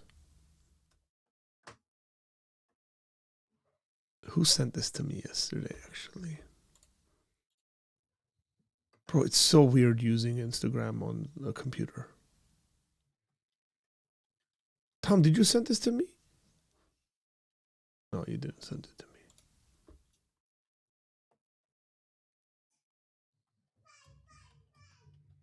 I send you things, but you don't watch them. Yeah, I do. Oh, we were in the same group this got sent to. The ICE officers versus the Persian guy. Yeah, that's a great one. I love that video. Please play that video. Is it? This is an ICE officer doing a routine check. Are you there? Hello, hi, how are you? I'm good, thank you. Gonna ask you a set of questions. Are you an American citizen? Yes, citizen, yeah. Who is your president? Donald Trump. Who? Trump. Is it the Persian Gulf or the Arabian Gulf? Excuse me? It's the Arabian Gulf. Yes. Okay. That's right, Arabian Gulf. Can you say the word squirrel? Can I say what? The word squirrel. Sir? Yeah, one second, sorry. Sir, hello? You're under arrest! Okay. Who is it? This is an ICE officer. That's so good. Squirrel. Oh, that was good, man. That was funny, man. Squirrel. That's hilarious. Look at that. Oh, man. Clicked it again. Sheesh, I keep doing this. Nick said that we've inspired him. Nick, honestly, bro, do videos. I'll join you on your lives. Arthur doesn't appreciate you need scholars in there, bro. You can't go like let's on go, his bro. lives. Let's go debate. You got to have a PhD to go on his lives. Let's go. I'll debate you on Calvinism, Nick, any time of the day. Let's do it. Hold on. UK is for nations. In a union, England is only the reason it is mashed together because of a Scottish king. Some Calvinists, on the one hand, acknowledge that faith is not a choice, but a gift from God. No, all Calvinists say that. That's the other point in Tulip. Jesse, you really need to look up this Tulip thing, man. It explains all of it. Yeah, irresistible grace is the point that all Calvinists are going to say the grace of God is irresistible. It's never a choice. And unconditional election as well. It's God who decides. On the other hand, they might not acknowledge the apostles have ever really truly believed. Why would they say that? What? Oh, who are you talking to? You might want to talk to some mature Calvinists, is what I would say, by the way. Tom can hop on. And here I am, by the way, defending Calvinists again. Not a Calvinist. I defend Calvinists all the time. You guys, it's always you. Calvinism, the Bible defending Calvinism has an absolute PR problem that I always find myself like. You guys need to hire me to be like just the PR person for Calvinism. Hey guys, it's okay. They're not crazy. It's okay. The Calvinist organization. I should open an organization. Yeah, the Calvinists. Yeah. It's always you. It's always you defending us. You and the Bible. Look at this guy. He's saying Tom can Tom can hop on and we can talk sports. See, because he doesn't think you're smart enough to talk theology. All right, Nick. I see how it is, bro. We see you. We see you. All these dilemmas I'm throwing out there, and you're clowning on me right now, huh? All right, see how it is. Who would win in the debate? William Lane Craig versus Karl Barth on election? Probably Craig. Oh, sorry. He said apostate, not apostle. I'm sorry. Forgive me. I misread that, man. Sorry, Jesse. Thanks for the clarification, Jerome.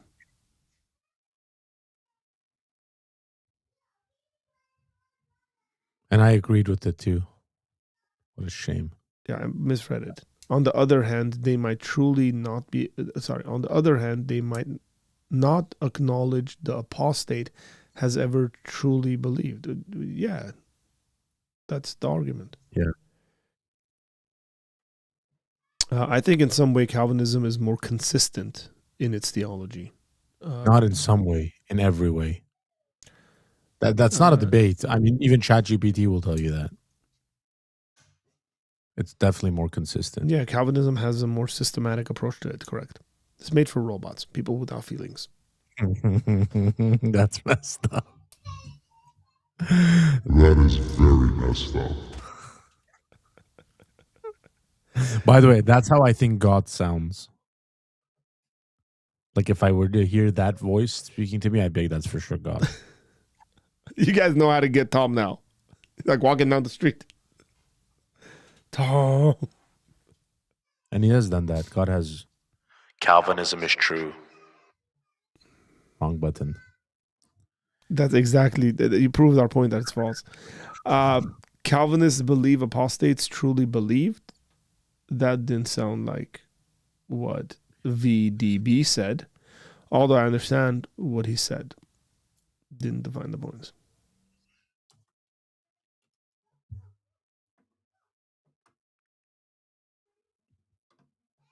If you're interested in learning, you know what Calvinism ChatGPT says? Watch Lily J videos to find out.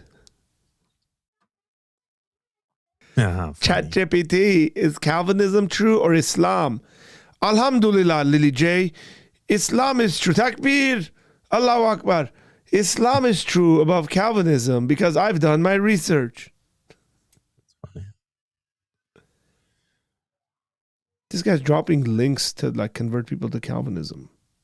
No, I'm just saying if you wanna if you wanna understand like truly what Calvinism is in a more modern sense, listen to the Doctrines of Grace. So I'll say it like this. Where is that from?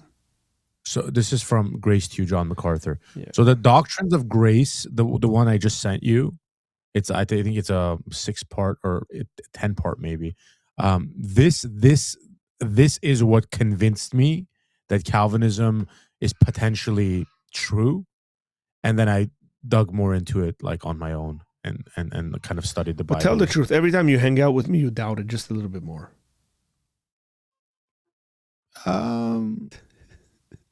No, I am challenged. I am challenged. I'm not challenged. I'm challenged by.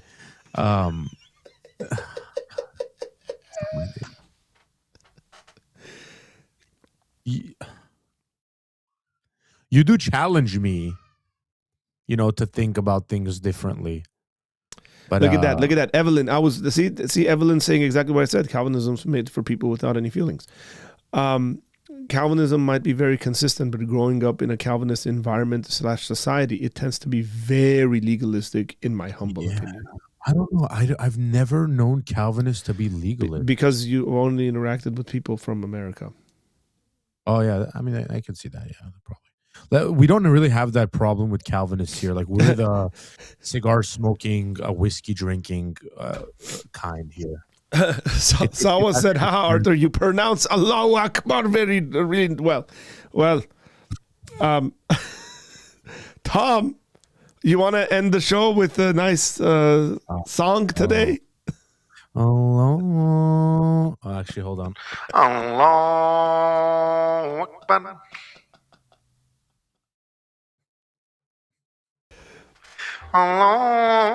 It's perfect.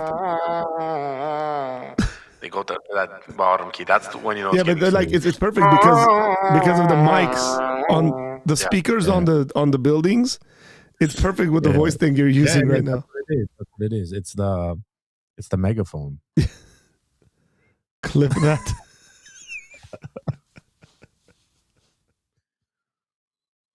and then it hits that. I don't want to mock. I don't want to mock. Right now we can totally fool the Muslims. Like I can change the title to "Guy Converts to Islam," and then when they come in, I'll be the guy who's converting you. Right? I'll be like, "Alhamdulillah, this brother has converted to Islam," and then all of a sudden have like the megaphone or whatever. It's just it's a real climactic kind of because it goes like.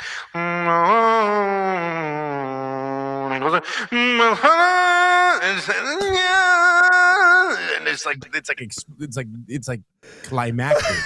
Hey, HB Spoke said, I thought I was in London for a second. That's Jerome's alarm clock. That's how Jerome wakes up in the morning.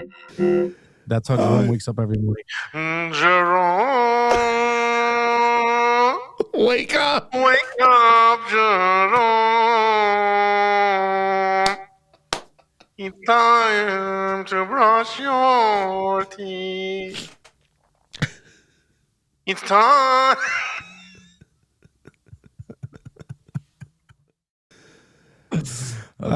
Jesse says, I have listened to MacArthur, Bachman, Piper, White, and Sproul. I also listen to Armenians. You're very welcome, bro. But since you don't know Armenian, you can't listen to us. And traditionalists, provisionists like Leighton Flowers listen to debates, discussions on salvation. Jesse's got it. He's got it going on. It's very nice. Please don't listen to Leighton Flowers. Bro, I had Leighton Flowers on my channel, bro. What's wrong with you? I just wouldn't. Yeah, Leighton Flowers. I always. Sawa says you need the ka in Akbar. You mean the kh. Allahu Akbar. Jesse, the thing is, we can do it really well. I just don't want to mock them because it is a prayer. So I don't want to actually say. Sawa, by the way, said that. Like I don't actually want to say the words because it is a prayer in a sense. Like I don't want to. I'm not that shady. You know what I mean? Who needs roosters in London when you have Tom? Ethiopian churches sound like that. Jerome was saying earlier. A true European Calvinist would look funny at women who have their hair dyed, wearing colorful clothing, and showing any emotion besides reverence. That sounds like the Pentecostals here. But there are positive aspects as well. You know, this is the thing, because you're talking about Calvinism that started in that part of the world and the effects it had. There's always these cultural aspects, right? Oliver Crisp is the most basic theologian. Who said that, by the way? Evelyn? Yeah, Evelyn. I saw that firsthand a couple years ago when I was in Switzerland. So we stayed in Zurich, and then if I'm mispronouncing that, I apologize. Zurich. We stayed in Zurich, and then and it was like really dead, and people were like, it was just an awkward city. It was beautiful. Don't get me wrong. It was beautiful, but it was just awkward. The only people that we were communicating with were other Americans at restaurants. And it was, the city would kind of like die off at like 8:00. There's nobody outside. It's quiet. Just like, I mean, like kind of a ghost town. Yeah. And then the next night we went to Lucerne, which was a Catholic city. Party! And they were, and I'm not talking about people were out and they were friendly. I'm talking about like there was like carnivals and stuff, like in the middle of the city, people having fun, people run. And I was like, what's going on? I was like, hey, what's going on here? I asked our bus tour guide driver, what's going on? He's like, oh, you guys are staying in Zurich. I was like, yeah. He's like, yeah, they're a Protestant town. They're very they're very like they're workaholics. They do a very good job, like economically and stuff like that. But they're pretty like stringent. They go to sleep and stuff. Yeah, this is why we should never allow Calvinists to take over society. That's true. That's true. I actually agree with. I'm a Calvinist who would. This is also why we shouldn't allow Calvinists to take over churches. They ruin them. Oh, come on, that's not. You think that's true too, bro? You think you'd lead worship if Calvinists took over the church? Why not? There's no way you're leading worship. They'll be like, Tom, you can lead worship. You can lead it on the organ.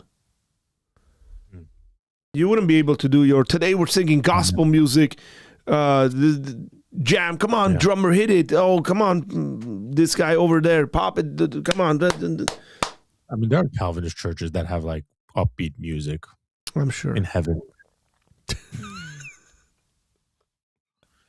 Hey, much love to the Calvinists. But I will say this to all the Calvinists. You guys want to grow beards, but I do.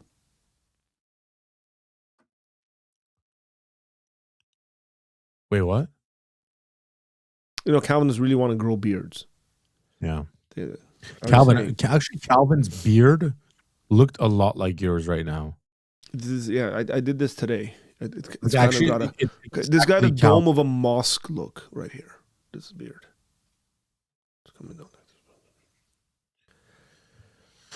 Guys, you guys should do a Kalshi bet on who will convert to the other theological.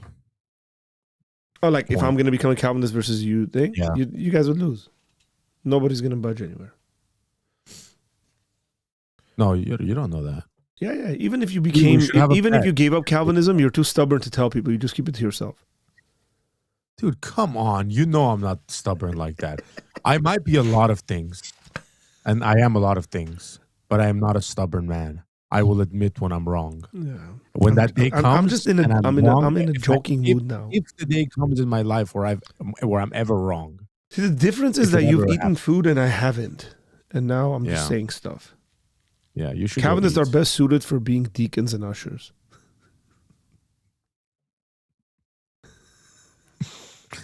I grew up Pentecostal with Calvinists, Catholics, and Orthodox relatives, so I see the pros and cons. It's entertaining. I love it. That's hilarious. That was entertaining. Yeah, it's funny. Do I need a beard to be a Calvinist?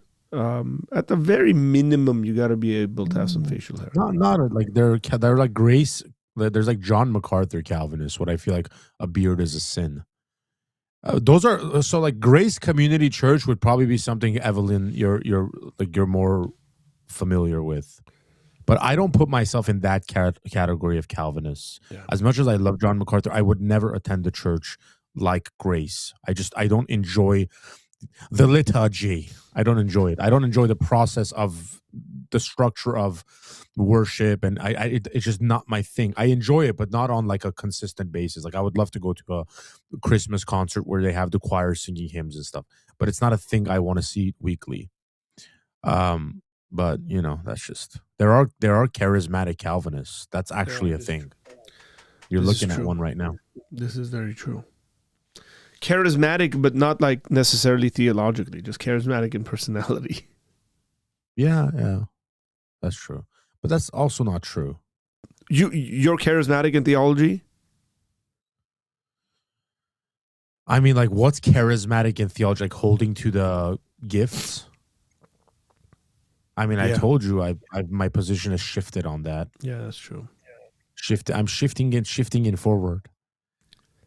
I told you. See, that's a good example of me not being stubborn. That's true, brother. That's also why you should have said Arthur Asadurian was the influence on me, instead of saying me.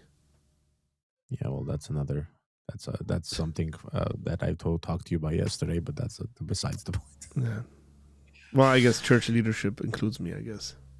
Anywho, all right, man. I gotta go, man. My kids are screaming. My wife wants me to hang out with her. My wife is alone. So J-Mac was bitter and petty because he couldn't grow a beard. Theology has nothing to do with it. Oh, that's so funny. There are charismatic Roman Catholics. That's also true. That is true. Okay, bro, go hang out with your family. I'm going to go hang out with... Well, mine's probably home right now. I'm probably going to go eat because I'm hungry. Okay. By the way, I just on a side note, I had a lot of fun last night, man. Sergio says, "What's up, Arthur and Tom? This is my favorite Christian Armenian podcast / show." Thank you, but we're not Armenian. What? It says Armenian. It's Armenian, not Armenian. I'm just kidding. Yeah, I'm just kidding. Hey, man, I'm glad you're enjoying it. You know, we try to share the gospel, but that's fine. I really have to research American Calvinism more. I know little about it. Yeah, you might want to look into it. They're all into like, we're cool guys. We hang out and drink whiskey and smoke cigars. Yeah. This is not that. This is not your... You guys don't believe in the 12 gifts for today? 12 gifts? Wow. How'd you come up with that number? You have the gift of knowing what gift everybody else has. That's one. I believe that the gifts continue on till today. Not sure whether I would say there's 12. Yeah. And I believe that, and that's basically my position. That's my AI actual technology position in your hands is bad, and now you have a soundboard. Okay, guys. Okay. Have a good day, everybody. Hey, go, come on, sing it, run, end the stream. Come on, I'm gonna give you the screen. Have a good day, everybody. Please don't be mean to anybody. You remind me of he left. He reminded me of a gentleman that was singing at Marriott. He was a worker, and With all that said, guys, hopefully you've enjoyed it. And I will see you guys later. Take care. God bless you.